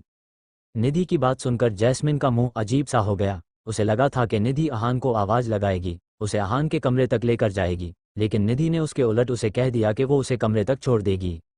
जैस्मिन जानबूझकर दर्द से कहराते हुए बोली, लगता है मैं वहां तक नहीं जा पाऊंगी, तुम मुझे यही कहीं रुकने दो। निधि ने चारों तरफ देखते हुए कहा, लेकिन यहाँ तो कोई कमरा खाली नहीं है जिसमें मैं तुम्हें लेकर जा सकूं। जैस्मिन नाटक करते हुए बोली, तुम मुझे अपने कमरे में ही ले चलो, मैं वहीं रह लूंगी। जैस्मिन की बात सुनकर निधि अपने कमरे की तरफ देखते हुए मन में बोली, अंदर तो सडू है, अगर मैं उसे कमरे में लेकर गई ना तो वो मुझे पता नहीं कहाँ से गायब करवा देंगे। एक तो कमरे में किसी को आने नहीं देते, अगर इस चुड़ैल को लेकर गई ना तो मुझे सच्ची वाली चुड़ैल बनने से कोई रोक नहीं पाएगा। वो नाग मुझे डस कर मेरी जान ही ले लेगा।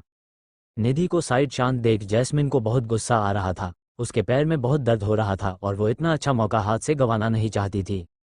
उसने निधि को हिलाते हुए कहा, तुम क्या सोच रही हो, प्लीज़ हेल्प करो, बहुत दर्द हो रहा है। निधि ने उसे पकड़ते हुए कहा, तुम यहाँ बैठो के किसी को बुलाकर लाती हो। निधि की बात सुनकर जैस्मिन को बहुत गुस्सा आ रहा था। उसने निधि को देखते हुए कहा, अरे पर तुम्हारा कमरा इतना पास है, तुम क्यों नीचे जाकर किसी को बुलाने में वक्त जाया कर रही हो? आई नीड टू रेस्ट यार। निधि उसकी बात सुनकर मुंह बनाकर बोली, मैं तुम्हें मेरे कमरे में लेकर नहीं जा सकती, इसलिए तुम्हें तुम्हारे कमरे में भेजने के लिए किसी को बुला रही हो। जैस्मिन उसकी बात सुनकर गुस्से से बोली, कैसी इंसान हो तुम? मुझे लग गई है उससे तुम्हें कोई फर्क नहीं पड़ रहा है, ऊपर से बहस कर रही हो। जैस्मिन इतने जोर से चिल्लाई थी कि नीचे मौजूद मेहमानों की नज़र भी ऊपर चली गई और कमरे में लेटे अहान के कान में भी आवाज़ चली गई। वो जल्दी उठा और अपना कुर्ता वापस पहनकर कमरे का दरवाज़ा खोलकर बाहर आ गया। जैस्मिन ने जैसे ही अहान को देखा वो रोने लगी। उसे रोता देख निधि एकदम से हैरान हो गई। उसे तो विश्वास नहीं हो रहा था, अभी तो वो लड़की चुप थी, अचानक रोने लगी। निधि को उसमें कुछ गड़बड़ लगी, जिस कारण वो जैस्मिन की घूरने लगी। अहान आकार निधि के पास खड़ा हो गया। उसने निधि के हाथ को पकड़ लिया और अपने पास खींचते हुए बोला, क्या हुआ, तुम ठीक तो हो?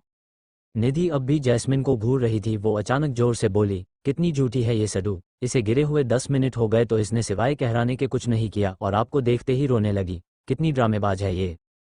निधि को बहुत आश्चर्य हो रहा था, अभी तो कितनी बातें कर रही थी, 1 सेकंड में अपना रंग बदल दिए। इतने जल्दी तो सड्डा भी रंग बदलता। अहान ने निधि की बात सुनकर एक नज़र जैस्मिन को देखा, फिर निधि को देखते हुए बोला, तुम ठीक हो ना? निधि ने अपनी गर्दन हिलाई और बोली, मैं ठीक हूँ। तभी नीचे खड़े लोग ऊपर आ गए। सभी लोग अहान और निधि को देख रहे थे। एक औरत उन दोनों को देखते हुए बोली, देखो तो कैसी बेशर्म लड़की है, खुले आम क्या कर रही है। नीचे से ऊपर आए हुए भी इसे कितनी देर हो गई और उसे देखकर तो ऐसी लगता है जैसे। वो औरत आगे कुछ बोलती उससे पहले ही उसे अपने ऊपर किसी की बेहद खतरनाक नज़रों की तपिश महसूस हुई, जिसे महसूस कर उसने सामने देखा जहां अहान बहुत गुस्से से उसे देख रहा था। जिसे देख वो औरत चुप हो गई। अहान ने निधि को बाहों में खींच लिया और उसके माथे को चूमते हुए बोला, कमरे में क्या, इसे तो मैं खुले आम भी चूम लूं, आप होती कौन है ये सब बोलने वाली? क्या आप अपने पति के साथ एक कमरे में नहीं रहती? क्या आप अपने पति से दूर रहती है? नहीं ना, फिर किसी के ऊपर उंगली उठाने से पहले भी सोच लेना चाहिए। अहान की बात सुनकर उस लेडी को बहुत गुस्सा आया, पर वो कुछ बोलती नहीं, लेकिन गुस्सा तो जैसे मन में बैठ गया था। तभी उसकी नज़र सामने गई और वो जोर से चिल्लाई, जिस कारण सामने उसकी तरफ देखा जहां वो देख रही थी। सामने का नज़ारा देख सबकी आंखें हैरानी से फैल गई। अहान की बात सुनकर उस लेडी को बहुत गुस्सा आया, पर वो कुछ बोलती नहीं, लेकिन गुस्सा तो जैसे मन में बैठ गया था। तभी उसकी नज़र सामने गई और वो जोर से चिल्लाई, जिस कारण सामने उसकी तरफ देखा जहां वो देख रही थी। सामने का नज़ारा देख सबकी आंखें हैरानी से फैल गई। सामने जैस्मिन के हाथों से और कमर के पास से बहुत खून निकल रहा था, जो उसके ड्रेस को भिगोकर जमीन पर गिर रहा था। सब हैरानी से उसे देखने लगे। निधि तो फूल ब्लैंक हो चुकी थी। उसने अहान के कुर्ते को कसकर पकड़ लिया। वो बुरी तरफ से कांप रही थी। उसे ऐसे देख अहान की पकड़ उसके ऊपर कस गई थी। जैस्मिन अपनी पलकें बंद करके नीचे बैठ गई। अहान ने जल्दी से गार्ड से कहकर उसे उठा लिया और कहा, इसे कमरे में लेकर जाओ और डॉक्टर को कॉल करो। निधि ने अहान को कसकर पकड़ते हुए कहा, वो सिर्फ नीचे गिरी थी, उसे इतनी गहरी चोट कैसे लग गई? अहान ने उसे शांत कराते हुए कहा, चुप हो जाओ स्वीटी पाई, डॉक्टर को बुलाया है ना, सब पता चल जाएगा, तुम चलो कमरे में। आहान उसे लेकर कमरे में जाने लगा। ये देख वो औरत बोली, कैसी लड़की हो तुम, चेहरे से कितनी मासूम लग रही हो, लेकिन अभी भी बेशर्मी की तरह उसके साथ जा रही हो। फिर नैना जी को देखते हुए बोली, नैना, कौन है ये, मुझे तो कितनी सिंपल लगी थी, सोचा था अपने अभी के लिए तुझसे पूछ लूंगी, लेकिन यहाँ का नज़ारा तो कुछ और ही है। उस औरत की बात सुनकर नैना जी बोली, बस विभा, वो मेरी छोटी बहू है, आहान की पत्नी है, अब वो उसके साथ नहीं तो कहाँ रहेगी। विभा, पत्नी, पर ये कब हुआ, और तुमने हमें शादी में बुलाया भी नहीं, इतना पराया कर दिया हम लोगों को, अब बड़े लोग हो गए तो रिश्तेदारों को भी भूल गए। विभा जी की बात सुनकर आहान अपनी एरोजेंट आवाज में बोला, उसके गले में मंगलसूत्र है, अगर ठीक से देखा होता तो दिख जाता, अब आप लोगों ने उसे नहीं देखा, इसमें आप सबकी गलती है, और रिश्तेदार जब जरूरत होती है तब सब खेकड़े की तरह बिल में घुस जाते हैं। शादी अटेंड करने बुलाया है आप सबको, हमारे घर में कौन है क्या है ये बताने के लिए नहीं। आहान की बात सुनकर सब चुप हो गए। आदित्य ने शान को देखते हुए कहा, छोटे तू शांत हो जा, और जा तू कमरे में, मैं मैस से कहकर तुम्हारा और निधि के खाना कमरे में भेज देता हूँ। आहान ने किसी की बात नहीं सुनी और सीधा कमरे में आ गया। उसने निधि को बेड पर बैठा दिया और गुस्से से बालकनी में चला गया। उसके हाथों की मुठ्ठियां तेज थी। उसने अपनी आंखें बंद की तो उसके सामने कुछ सीन घूमने लगे। सामने बड़ा सा घर था जो आग के लपटों में घिरा हुआ था। एक औरत चीख चीख कर सबसे मदद मांग रही थी, पर कोई भी उसे मदद करने आगे नहीं आ रहा था। उस आग को देख एक बुजुर्ग आदमी अपने सीने पर हाथ रखते हुए जमीन पर गिरा हुआ था। वही एक आदमी आग बुझाने की नाकाम कोशिश कर रहा था। उस बुजुर्ग आदमी के पास कुछ 18-19 साल का लड़का बैठा हुआ अपने दादाजी के सीने को सहलाते हुए रो रहा था। सब लोग वहां खड़े होकर तमाशा देख रहे थे। वो घर जलकर राख हो गया, पर एक आदमी आगे नहीं आया। आहान अपने सोच में घूम था, तभी उसके कंधे पर किसी का हाथ आया, जिसे महसूस कर आहान ने अपनी आंखें खोल दी, पर वो पीछे नहीं पलटा। निधि उसके पीछे से गले लगाते हुए बोली, मैंने जानबूझकर कुछ नहीं किया सडू, वो इतने जोर से नहीं गिरी थी, फिर भी पता नहीं कैसे उसे इतनी चोट लग गई। निधि को बहुत गिल्ट हो रहा, पर वो अभी भी समझ नहीं पा रही थी, जैस्मिन के शरीर से इतना खून कहाँ से आया। आहान ने निधि का हाथ पकड़ लिया और उसे अपने सामने खड़ा कर दिया। निधि की आंखें अब भी नम थी। आहान ने उसके आंखों को चूम लिया और बोला, सब ठीक है, तुम क्यों इतना टेंशन ले रही हो, एक आधा मर्डर भी कर देती तो भी मुझे कोई फर्क नहीं पड़ता, समझी। आहान की बात सुनकर निधि ने मासूमियत से अपना सर हिला दिया, जिसे देख आहान बोला, जाओ कपड़े चेंज कर लो। निधि ने आहान को देखा और बोली, आप इतना परेशान क्यों हैं, और आपकी आंखें, क्या आपको रोना आ रहा है। निधि की बात सुनकर आहान ने अपनी नजरें फेरते हुए कहा, आहान मल्होत्रा के डिक्शनरी में रोना नहीं लिखा स्वीटी पाई, आहान मल्होत्रा सिर्फ एक डेविल है, द ट्रू डेविल। निधि ने अपना सर हिलाते हुए कहा, हो गया इनका शेख ही बघारना शुरू, कभी तो दूसरों की तारीफ कर लिया करो, जब देखो तब अपनी तारीफ, अड्डू कही के।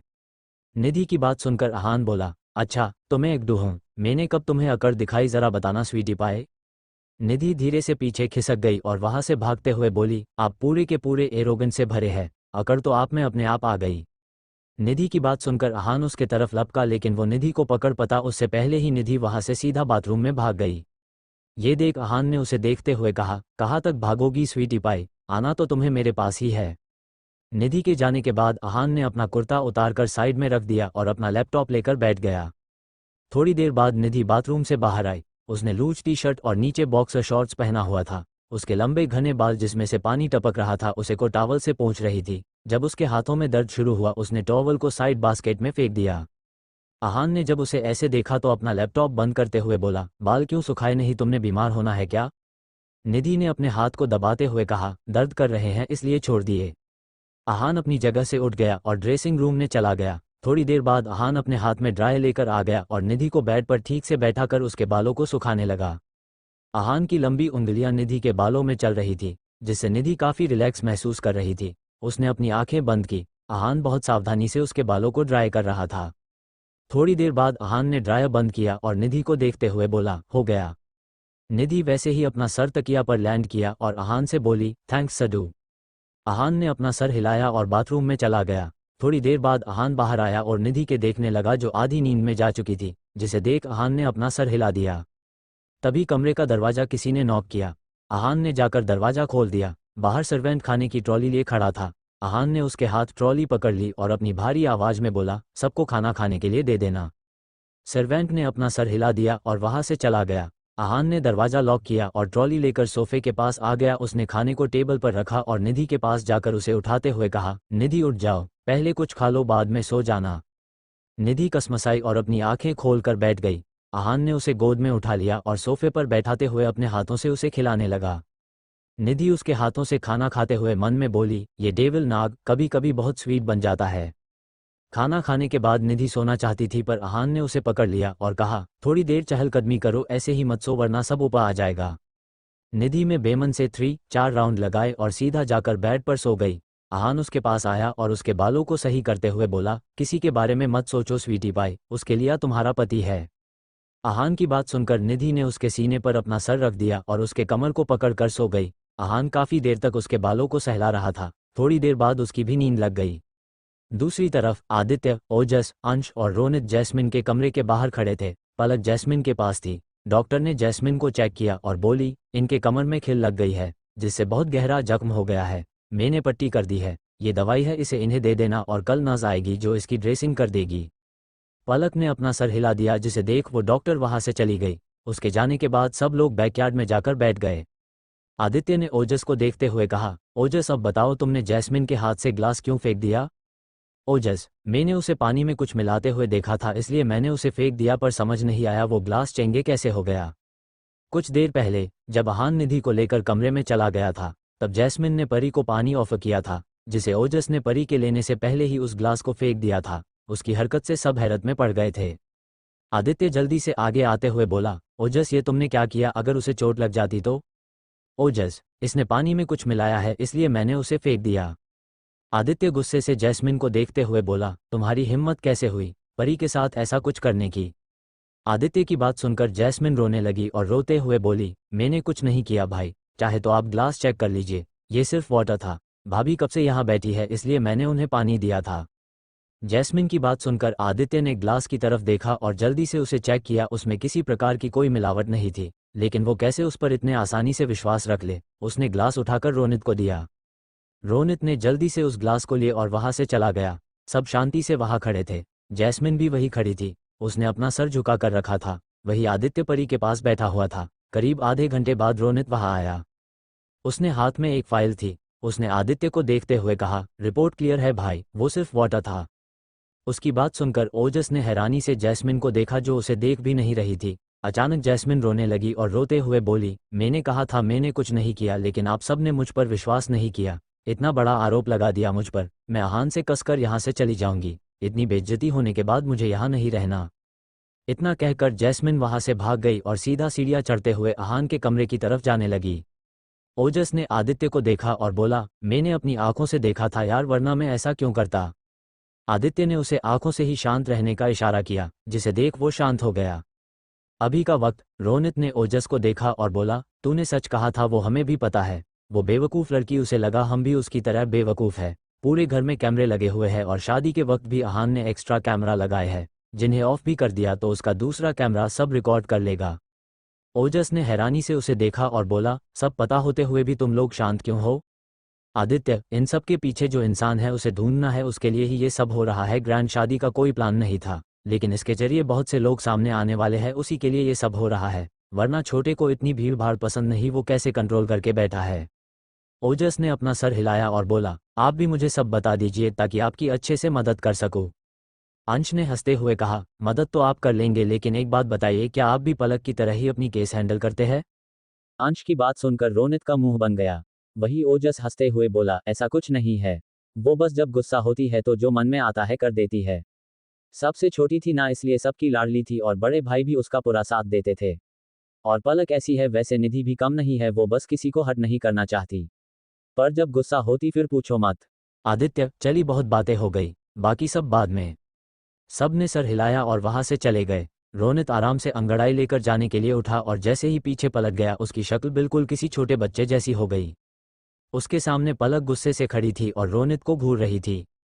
पलक को अपने सामने देख रोनित की हालत हो गई। वो उससे बचने को कोशिश में लगा हुआ था, पर यह लड़की उसका पीछा छोड़ने के लिए तैयार ही नहीं थी। पलक ने उसे घूर कर देखा और बोली, क्या समझते हैं खुद को आप? आज दोपहर से देख रही हूँ, बस इग्नोर कर रहे हैं मुझे। क्या किया है मैंने, जरा बताने का कष्ट करेंगे आप? रोनित उसकी बात सुनकर अपनी गर्दन पीछे की तरफ मोड़ते हुए बोला, हे भगवान, कहाँ फंसा दिया आपने मुझे।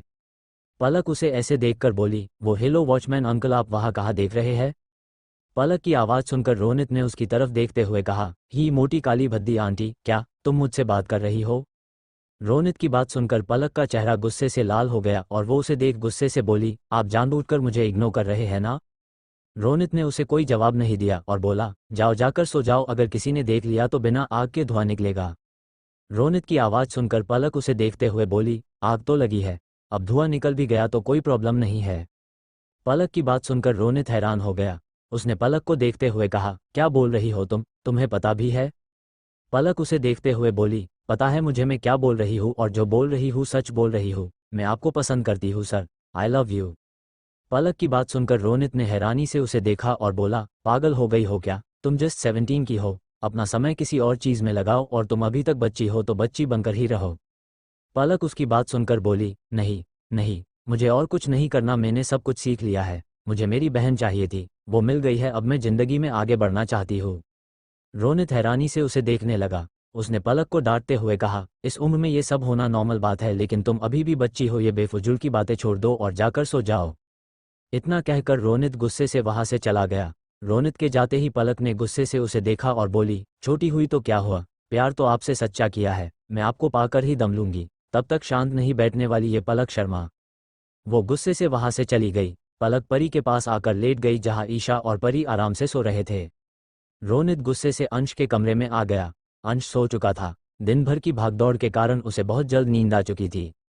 रोनित बाथरूम में जाकर चेंज करके आ गया और पलक के बारे में सोचने लगा। उसे नहीं लगा था पलक उसे ऐसे अचानक आकर प्रपोज कर देगी। उसका दिमाग तो जैसे काम करना ही बंद हो गया था। देर रात तक वो यही सब सोच रहा था। आखिरकार उसे नींद आ गई और वो सो गया। अगली सुबह आज आदित्य और परी की शादी थी। पूरे मेंशन में रौनक लगी हुई थी। ईशा, निधि, पलक परी के कमरे में तैयार हो रही थी। वही आहान अपने कमरे में तैयार होकर आदित्य के पास चला गया था। आदित्य के कमरे में पहले से अंश और रोनित मौजूद थे। आहान कमरे में आते हुए बोला, कैसी है वो लड़की? आहान के ऐसे पूछने पर अंश हंसते हुए बोला, क्या बात है, the great businessist icon Aahan Malhotra अपने एक्स के बारे बड़ी जानकारी ले रहे हैं, मामला क्या है? अंश की बात सुनकर आहान उसके तरफ बढ़ते हुए अपने दांत पिसते हुए बोला, बार तो बहुत बड़ी है जीजा जी, लेकिन पहले एक फट्टू की तो पिटाई हो जाए। हाथ में बड़ी खुजली हो रही है, उसे राहत मिल जाए फिर सुकून से तुझे बताता हूं ना मैं बात क्या है वो। आहान को अपनी तरफ आता देख अंश वहां से भागते हुए बोला, अगर तुमने मुझे हाथ भी लगाया ना डेविल तो मैं सबको बता दूंगा कैसे उस दिन क्लब में तुझे एक लड़की ने। अंश की बात सुनकर आहान का चेहरा गुस्से से लाल हो गया और वो चिल्लाते हुए बोला, तूने अभी तक उसे ढूंढा नहीं है, आज लगता है तेरी बैंड बजानी ही होगी तभी तेरी अक्ल ठिकाने आ जाएगी। आहान की बात सुनकर अंश आदित्य के पीछे छुपते हुए बोला, चुम्मा चुम्मा दे दे, चुम्मा चुम्मा दे चुम्मा। अंश की बात सुनकर आहान की आंखें बड़ी बड़ी हो गई और उसे याद आया कैसे क्लब में उस लड़की ने उसके होठों को चूम लिया था और ऊपर से उसे मारकर भाग गई थी। आहान को सिर्फ वो सीन याद था, लेकिन वो लड़की कौन थी ये उसे अभी तक मालूम नहीं पड़ा था। आहान ने गुस्से से अंश को देखा और बोला, अंश अगर तू चुप नहीं बैठा ना तो आज मैं तेरी विदाई करूंगा सीधा जंगल में। आहान की बात सुनकर अंश घबरा गया, फिर खुद को नॉर्मल करते हुए बोला, अगर तुमने ऐसा किया तो मैं भाभी को सब कुछ बता दूंगा। अंश की बात सुनकर आहान ने अपनी आंखें छोटी की और बोला, बहुत भाभी भाभी कर रहे हो, निधि की धमकी दे रहे हो मुझे? अंश एकदम सीरियस होकर बोला, याद है ना आते ही कैसे पीठ पर मुक्का मारा था तेरे? अब वो शांत हो गई है, पता नहीं तूने क्या खिला दिया उसे, बेचारी इतनी मासूम थी। अंश की बात सुनकर आदित्य की आंखें बड़ी हो गई। वही दरवाजे से अंदर आ रहे ओजस ने जब ये बात सुनी उसने अपने मुंह पर हाथ रखते हुए कहा, oh my God, the great businessist icon Aahan Malhotra को निधि ने पीटा। ये तो ब्रेकिंग न्यूज है कि आहान मल्होत्रा, जिसे देख अच्छे अच्छे की फट जाती है, वो अपने बीवी से ही पीट रहा है। जस्ट अनबिलीवेबल, मुझे तो यकीन नहीं हो रहा है। ओजस की बात सुनकर आहान को असीसा लगा जैसे किसी ने उसकी बहुत बुरी वाली बेइज्जती की हो। ये बात उसके ईगो पर लग गई थी। हमारा एरोजेंट डेविल गुस्से से उबलने लगा। अचानक रूम का टेम्परेचर बदल गया। सबको ठंड का एहसास होने लगा। सबने सर उठाकर आहान को देखा तो सबके पसीने छूट गए। अंश ने अपने मुंह पर हाथ रखा और खुद से बोला, अंश बेटा, आज तो तू गया, आज तुझे भगवान भी बचा नहीं पाएंगे, आज आहान तुझे छोड़ेगा नहीं। कुछ सोच, सोच जल्दी कुछ सोच यार। आहान ने गुस्से से अंश को देखा और उसे उंगली दिखाकर बोला, बहुत पछताएगा अब तू, कल सुबह होते ही तू जू में मिलेगा, वो भी बंदरों के टोली के बीच, तेरी आंख सीधा वही खुलेगी। इतना कहकर आहान जाने लगा। जाते हुए वो रुका और ओजस को देखते हुए बोला, साले साहब कल सुबह तुम्हारी ड्यूटी भी बंदरों के बीच होगी। अब कल जू में अपना टेबल सेट करेगा और केस फाइल भी उन्हीं की करेगा। इतना कहकर आहान गुस्से से परी के रूम की तरफ चला गया।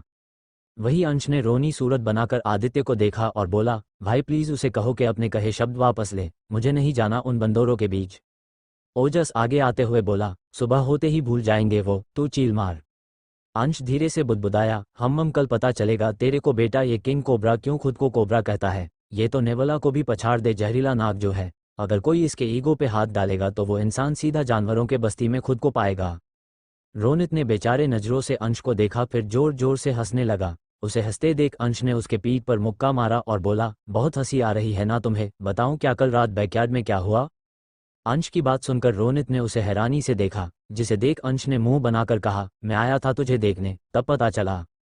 रोनित उसे कुछ नहीं बोला। उन दोनों की घुसुर पूसुर देख आदित्य बोला, मलिष्का को होश आया। अंश, नहीं आया, पता नहीं क्या खाकर आई है, कल से सो रही है। रोनित, वो तो बाद में समझ आ जाएगा क्या हुआ है वो। दूसरी तरफ आहान गुस्से से परी के कमरे की तरफ जाने लगा, तभी उसके सामने जैस्मिन आ गई और उसे खींचकर दीवार से लगा दिया। आहान जो पहले से बहुत गुस्से में था, अपने आप को ऐसे खींचे जाने पर उसका गुस्सा और भड़क गया। उसने गुस्से से जैस्मिन को देखा और बोला, तुम्हारी प्रॉब्लम क्या है, कहा था ना मेरे आसपास भी मत भटकना, मुझसे दूर रहो लड़की, वरना तेरी अस्थियां भी किसी को नसीब नहीं होंगी। आहान की बात सुनकर जैस्मिन प्यार से बोली, प्लीज़ बेबी मेरी बात तो सुन लो, जब से आई हूँ तुम बस मुझे इग्नोर कर रहे हैं, गलती क्या है मेरी, उस दिन कॉलेज से भी ऐसे ही चले गए थे, हुआ क्या है तुम्हें, देखो बेबी तुम्हें भी पता है मैं तुमसे प्यार करती हूँ, क्यों मुझे इग्नोर कर रहे हो, प्लीज़ मत करो, बहुत दर्द हो रहा है। जैस्मिन की बात सुनकर आहान ने गुस्से से उसे धक्का दे दिया, पर जैस्मिन उसके पास आ रही थी। अचानक उसके पीठ पर एक जोरदार घुसा पड़ा। घुसा इतने जोर का था कि जैस्मिन की पकड़ आहान के ऊपर से छूट गई। आहान ने हैरानी से देखा तो निधि गुस्से से खड़ी थी और जैस्मिन को देख रही थी। उसने आगे बढ़कर आहान का हाथ पकड़ा और उसे लेकर अपने कमरे में चली गई। आहान ने कमरे में आते ही निधि को दीवार से चिपका दिया और बोला, ये सब क्या है। निधि गुस्से से उसे देखते हुए बोली, क्यों आपको बुरा लगा जो मैंने आपके एक्स मारा। निधि की बात सुनकर आहान ने गुस्से से उसे देखा और जोर से बोला, पागल लड़की, मैंने कहा ऐसा कुछ, मैं पूछ रहा हूँ तुम मुझे ऐसे लेकर क्यों आई हो। आपने मेरा ड्रेस कहाँ रखा है, मैं अब क्या पहनूंगी, आपने मेरे लिए कपड़े नहीं खरीदे, कैसे पति है आप, मैं आपको सच ही कहती हूँ आप ना एक नंबर के डेविल है। निधि गुस्से से आहान को देख रही थी। आहान ने उसके आसपास अपने हाथ रखे और उसे देखते हुए बोला, मैं तुम्हें ही बुलाने आया था, कपड़े थोड़ी देर पहले ही आ गए थे पर तुम वहाँ थी और ऊपर से तुम्हारे कारण मेरी बेइज्जती जो हुई अलग। निधि ने खुद की तरफ उंगली करते हुए कहा, मेरे कारण, मैंने क्या किया। निधि की बात सुनकर आहान ने अपने दांत पिसते हुए कहा, ये जो तुम बिना बताए अपने घुसों को सबके ऊपर बरसती हो ना, यही तुम्हारा भाई मुझ पर हंस रहा था, द ग्रेट। आहान अपनी बात पूरी करता उससे पहले ही निधि बोली, पता है इतना लंबा चौड़ा भाषण मत दीजिए आप मुझे, साइड हटिए, मुझे तैयार होना है। निधि की बात सुनकर आहान गुस्से से बोला, तुम्हें नहीं लगता आजकल तुम बहुत ज़्यादा बोलने एलर्जी हो, मेरा सारा डर खत्म हो गया है क्या, कल तुम्हें भी बंदरों के बीच छोड़ दूंगा, फिर तुम भी बंदरिया की तरह वहाँ पे अपने दोनों भाई के साथ उछल कूद करना। आहान की बात सुनकर निधि ने उसे हैरानी से देखा और बोली, मैं बंदरिया। आहान ने उसके कमर को पकड़ लिया और उसके होठों पर अपने होठ रख उसे चूमने लगा। निधि बस हैरानी से उसे देखती रह गई। उसने आहान ने सीने पर हाथ रखा और उसे धक्का देते हुए अपने आप से दूर करने लगी। आहान ने उसे कसकर पकड़ लिया और उसके होठों को डीपली किस करने लगा। निधि ने अपने हाथों से आहान के गर्दन को पकड़ा और उस पर नाखून दबा दिए। आहान ने उसके हाथों को पकड़ लिया और पीछे उसके कमर को लगा दिया, जिससे निधि ने खुद को उसके बाहों को ढीला छोड़ दिया, जिसे देख आहान ने उसे छोड़ दिया और उसे देख डेविल स्माइल करने लगा। आहान के छोड़ते ही निधि तेज तेज सांसें लेने लगी। शान ने उसके पीठ को सहला और बोला, इससे भी ज़्यादा वाइल्ड हो सकता हूँ मैं स्वीटी पाई, इसलिए बच कर रहना, कुछ भी करने से पहले सोच लेना, अब से तुम मेरे पीठ पर मुक्का नहीं मारोगी और दूसरों के सामने मुझे इज्जत दोगी, कमरे में चाहे तुम कैसी भी रहो, समझी। निधि ने उसे घूर कर देखा और उसके पीठ पर जोर से मुक्का मारकर ड्रेसिंग रूम में भाग गई। आहान ने उसके पीठ को बुरी तरह से घूरा और अपना फ़ोन लेकर बालकनी में चला गया। नीचे गार्डन में शादी का मंडप सजाया हुआ था। सब कुछ बहुत यूनिक था। सब मेहमान चेयर पर और सोफे पर बैठे हुए थे। कुछ बिजनेसमैन भी वहां मौजूद थे जिन्हें कुलदीप जी ने इनवाइट किया था। वही जैस्मिन वहां मंडप में खड़ी होकर किसी को मैसेज कर रही थी। उसका पूरा ध्यान उसी पर लगा हुआ था। तभी उसके सामने कोई आकर खड़ा हो गया, जिसे देखकर जैस्मिन के हाथ से फ़ोन छूटकर नीचे गिर गया, जिसे देख सामने खड़े आदमी ने उसका फ़ोन उठा लिया और उसे देखने लगा। सब कहाँ चले गए हैं? कुछ रीडर्स को छोड़कर कोई कमेंट्स ही नहीं करता। कोई बात है तो बता दो यार। वही जैस्मिन वहां मंडप में खड़ी होकर किसी को मैसेज कर रही थी। उसका पूरा ध्यान उसी पर लगा हुआ था। तभी उसके सामने कोई आकर खड़ा हो गया, जिसे देखकर जैस्मिन के हाथ से फ़ोन छूटकर नीचे गिर गया, जिसे देख सामने खड़े आदमी ने उसका फ़ोन उठा लिया और उसे देखने लगा। जैस्मिन ने देखा उसके सामने तन्वी खड़ी थी, जो जैस्मिन के भेजे मैसेज को देख रही थी, पर वो ज़्यादा मैसेज पढ़ नहीं पाई क्योंकि जैस्मिन ने उसके हाथ से फ़ोन छीन लिया था। तन्वी ने जैस्मिन को देखा और बोली, तुम्हें क्या हो गया है, इतना डर क्यों रही हो? तन्वी की बात सुनकर जैस्मिन अपने आप को संभालते हुए बोली, कुछ नहीं, तुम अचानक सामने आ गई ना, इसलिए घबरा गई मैं। वैसे तुम मेरे पास कैसे आ गई? तन्वी ने उसे अजीब नज़रों से देखा और बोली, कुछ नहीं, बस पूछने आई थी तुमसे, तुम ठीक तो हो? कल क्या हुआ था तुम्हें? जैस्मिन उसके ऐसे पूछने पर मासूम बनते हुए बोली, कुछ नहीं, बस वो निधि ने धक्का दे दिया था तो खिल लग गई थी कमर में। जैस्मिन की बात सुनकर तन्वी कुछ नहीं बोली। तन्वी जैस्मिन को पहले से ही पसंद नहीं करती थी, लेकिन जब अहान ने उसे अपनी नकली जीएफ बनाया था तो वो उससे थोड़ी बहुत बातें कर लेती थी। तभी वहाँ एक लड़का आया और तन्वी से बोला, तनु चल, आदि भाई मंडप में आ रहे हैं। तन्वी ने उसे हाँ कहा और उसके साथ चली गई। उसके जाते ही जैस्मिन ने चैन की सांस ली और खुद से बोली, अच्छा हुआ जो मैंने सभी चार्ट डिलीट कर दी, वरना आज तो मेरा सारा भांडा फुट जाता। अहान, रोनित, अंश, ओजस, रोहन और राहुल आदित्य के साथ मंडप के पास बैठे हुए थे। वहीं पर नैना जी, कुलदीप जी, दादाजी और निधि के दादाजी खड़े थे। मंडप में बीच में हवनकुंड सजाया गया था और पंडित जी बैठकर उसे जला रहे थे। आदित्य वहीं पर बैठा हुआ था। थोड़ी देर बाद पंडित जी ने मंत्र पढ़ने शुरू कर दिए और दुल्हन को मंडप में लाने के लिए कहा गया। तभी सामने से परी अपने लहंगे को संभालते हुए चलकर स्टेज की तरफ आने लगी। उसके साथ निधि, ईशा, पलक, आकांक्षा और सोनिया थी। परी के लाकर मंडप में बैठाया गया। दुल्हन के जोड़े में परी बहुत खूबसूरत लग रही थी, जैसे आसमान से उतरी सच में परी हो, बेहद खूबसूरत। परी को लाकर आदित्य के पास बैठा दिया। आदित्य ने एक नज़र उसे देखा और तुरंत अपनी नज़रें सामने की। परी को ऐसे देख उसका दिल तेजी से धड़क रहा था। उस हवनकुंड के सामने बैठकर उसे बहुत खुशी महसूस हो रही थी। वो लड़की उसके नसीब में बस खुशियां ही लेकर आई थी। इतने साल अपने परिवार से दूर रहा वो इंसान बस उसके आने से इस घर में आ गया। उसने तो अपने बाप होने के सपने देखने भी छोड़ दिए थे, लेकिन वो लड़की सिर्फ वो ही नहीं बल्कि उसके साथ अपना अंश भी लेकर आ गई। आज आदित्य बहुत खुश था। उसने सोच लिया था अब वो उसके साथ बहुत अच्छे से रहेगा और उसे वो सारी खुशियां देगा जिसकी वो हकदार थी। वही निधि आकर अहान के पास खड़ी हो गई। उसे देख अहान ब्लैंक हो गया था। निधि ने आज बोल्ड मेकअप किया था, क्योंकि उसकी साड़ी गोल्डन कलर की थी जो रेडीमेड थी। दिखने में एकदम ड्रेस जैसी लग रही। उसके बालों का जुड़ा बनाया हुआ था और हाथ में शादी का चूड़ा। अहान ने उसके ऊपर थोड़ा सा झुकते हुए कहा, क्या बात है मिसेस मल्होत्रा, मेरे प्यार का तुम पर बहुत गहरा असर पड़ा है, काफ़ी खूबसूरत लग रही हो। अहान की बात सुनकर निधि मुस्कुरा दी और बोली, आपको प्यार किए हुए बहुत टाइम हो चुका है, इसलिए इस खिले हुए चेहरे का राज आप नहीं है समझे। अहान उसकी बात सुनकर बोला, तुम्हारे मन में और दिमाग में आजकल बहुत गंदे गंदे ख्याल आने लगे हैं। मैंने प्यार का असर कहा था, तुम तो कहीं और ही पहुंच गई स्वीटी पाए। अहान की बात सुनकर निधि को ऐसा लगा जैसे यही जमीन फट जाए और वो इसी जमीन में छुप जाए। उसने अपनी शर्म छुपाते हुए अहान को देखा और बोली, मेरा दिमाग सही है, आपका दिमाग ही गंदा हो गया है। आपने वही बोला था, लेकिन आपको मुझे सताने में बड़ा मजा आता है, मुझे सब पता है एकदू कहीं के। अहान ने निधि के गाल खींचे और बोला, चलो कुछ दिन घूम कर आते हैं। अहान की बात सुनकर निधि सामने देखते हुए बोली, क्या बात है, the great businessist icon Ahaan Malhotra को आजकल घूमना बड़ा अच्छा लगने लगा है। अहान निधि की बात सुनकर धीरे से बोला, अब इतने हैंडसम आदमी की इतनी प्यारी बीवी है तो थोड़ा फायदा तो उठाना चाहिए ना। निधि ने अपना सर हिला दिया और बोली, मैं कल पूरा दिन आराम करूंगी, उसके बाद ऑफिस ज्वाइन करूंगी। अहान ने अपना सर हिलाते हुए कहा, कल तुमने कॉलेज जाना है, कुछ पेपर वर्क रह गया है तुम्हारा, उसे कंप्लीट करना है।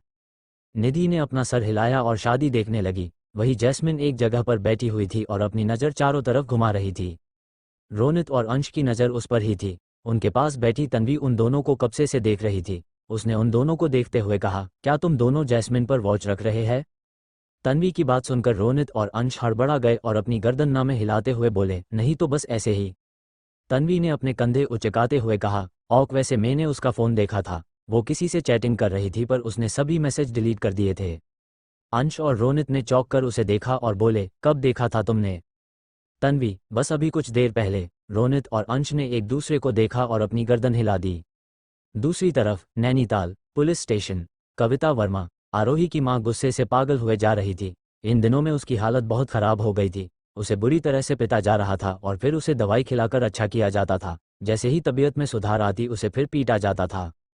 इतने दिनों में आरोही की मां काली नीली हो गई थी। वो बिल्कुल पागल औरत हो गई थी। कोई भी उसके पास जाता वो तुरंत उसे मारने के लिए आगे बढ़ती। वही उसके पास वाले जेल में लखवाना को रखा गया था। उसकी हालत तो उससे भी बुरी थी। 2 दिन पहले आरोही उनसे मिलने आई थी। उसने कहा था वो उन्हें छुड़ा लेगी, लेकिन आहान के कारण कोई भी कुछ भी कर नहीं पा रहा था। कविता को आरोही का इंतजार था क्योंकि अब वही थी जो उन्हें जेल से बाहर निकालने वाली थी। तभी पुलिस स्टेशन के बाहर कई सारी गाड़ियां आकर एक कतार में रुक गई। उसमें से साहिल शर्मा बाहर निकले, उनके पीछे ही दर्पण शर्मा बाहर आए। वो जल्दी से पुलिस स्टेशन के अंदर चले गए। अंदर आते ही उन्हें सामने कविता जी दिखी, जिन्हें देखने के बाद साहिल शर्मा उनके पास जाते हुए बोले, तुम एक काम ठीक से नहीं कर सकती, सिर्फ इतना कहा था, कुछ 2 व 3 डंडे पड़ने के बाद उसे छोड़ देना, वो सीधा घर आ जाती तो तुम भी बाहर पड़ी होती, पर नहीं, तुम्हें बहुत खुजली हो रही थी ना, अब मिट गई खुजली या और बाकी है। साहिल शर्मा की बात सुनकर कविता जी, जो अब तक पागलों की तरह हरकतें कर रही थी, वो जल्दी से आगे आकर बोली, मैंने वही किया था, पर मुझे क्या पता था वो लड़का यहाँ भी पहुँच जाएगा। साहिल शर्मा ने उसे घूरते हुए कहा, ऐसी ही मदद करती रही ना तो हो गया सब। कविता जी गुस्से से बोली, ये सब छोड़ो, ये बताओ हमारा काम हुआ क्या? साहिल शर्मा, नहीं हुआ। पता नहीं उस दिन वो बुढ़ा कैसे बचा, जब वो किंग कोबरा यहाँ था तो वो वहाँ से कैसे छूट गया। कविता जी, अब क्या करे, कुछ भी हो जाए, हमें जब तक उस चुड़ैल निधि के साइन नहीं मिल जाते ना तो तुम्हारी प्रॉपर्टी तुम्हें मिलेगी और ना मेरे पास रखी उसके माँ की प्रॉपर्टी रहेगी। उसने अपना हक मांग लिया तो हमारे हाथ से सब कुछ निकल जाएगा। ऊपर से उसका पता, वो बिजनेस माइंड है, जरूर कुछ करेगा। साहिल शर्मा ने अपना दिमाग हिलाया और बोला, नहीं, मैं ऐसा होने नहीं दूंगा। इतने सालों को मेहनत में यूं ही बर्बाद होने नहीं दे सकता, बिल्कुल नहीं। कविता जी, पहले यहाँ से बाहर निकालो मुझे, फिर देखते हैं कुछ। साहिल शर्मा ने अपने वकील से बात की। वकील से बात करने के बाद इस वक्त उस पुलिस स्टेशन में मौजूद पुलिस अधिकारी ने साहिल को देखते हुए कहा, आपकी अर्जी ना मंजूर की गई है, आप अब जा सकते हैं, इनको बेल नहीं मिलेगी, इनके लिए अब सिर्फ कोर्ट है और वो कोर्ट किंग कोबरा है। उस अधिकारी की बात सुनकर साहिल ने अपने हाथों की मुठ्ठियां बनाई और कविता से बोला, अब तुम्हें सिर्फ एक ही इंसान बचा सकता है और वो है निधि। कविता जी ने उसे गुस्से से देखा और बोली, अब मैं उस 2 कौड़ी के लड़की से भिख मांगू, मुझे मंजूर नहीं है। कविता जी की बात सुनकर साहिल शर्मा बोले, तो फिर सड़ती रहना इस जेल में जिंदगी भर। इतना कहकर साहिल जी वहां से जाने लगे। ये देख कविता गुस्से से बोली, मुझे यहाँ से बाहर निकालो, नहीं तो मैं तुम्हें जान से मार दूंगी, तुम्हारे कारण मैं यहाँ फंसी हूँ, समझे तुम? अगर तुमने मुझे यहाँ से बाहर नहीं निकाला तो मैं कोर्ट में तुम्हारे खिलाफ बोलूंगी और इतने सालों से बंद पड़ी केस को मैं हवा दे दूंगी। कविता जी का इतना कहना था कि साहिल के कदम अपनी जगह पर रुक गए। उसने गुस्से से कविता को देखा और वहां से चले गए। गाड़ी में बैठने के बाद दर्पण बोला, भैया अब क्या करेंगे अगर उसने? साहिल जी गुस्से से बोले, ओजस को फोन करो और उसे बाहर निकालो और बाहर आते ही उसे मार दो, मेरी इतने सालों की मेहनत बेकार नहीं होनी चाहिए। दर्पण जी में अपना सर हिला दिया। दूसरी तरफ आदित्य और परी की शादी हो रही थी। फेरे होने के बाद आदित्य ने परी के गले में मंगलसूत्र पहना और उसके बाद उसके मांग में सिंदूर भर दिया। शादी होते ही सबने तालियां बजाई, सब बहुत खुश थे। पंडित जी ने उन दोनों को बड़ों का आशीर्वाद लेने के लिए कहा, जिसे सुनकर परी और आदित्य दोनों दादाजी और कुलदीप जी और नैना जी के पैर छू लिए। उसके बाद परी को और आदित्य को एक सोफे पर बैठाया गया। फिर हुआ सबका फोटो सेक्शन, सब एंजॉय करते हुए फोटो निकाल रहे थे। तभी आहान के पास एक गार्ड आया और उसके कान में धीरे से बोला, बॉस जरूरी बात करनी है। आहान ने अपना सर हिलाया और एक जगह जाकर खड़ा हो गया। गार्ड ने धीरे से उसके कान में कुछ कहा, जिसे सुनकर आहान के चेहरे पर डेविल स्माइल आ गई। गार्ड वहां से चला गया। आहान ने अंश और रोनित को इशारा किया। उसका इशारा मिलते ही अंश और रोनित वहां से जाने लगे। तभी मैन गेट से बहुत सारे पुलिस अंदर आए, जिसे देख सबकी आंखें अजीब सी हो गई। पता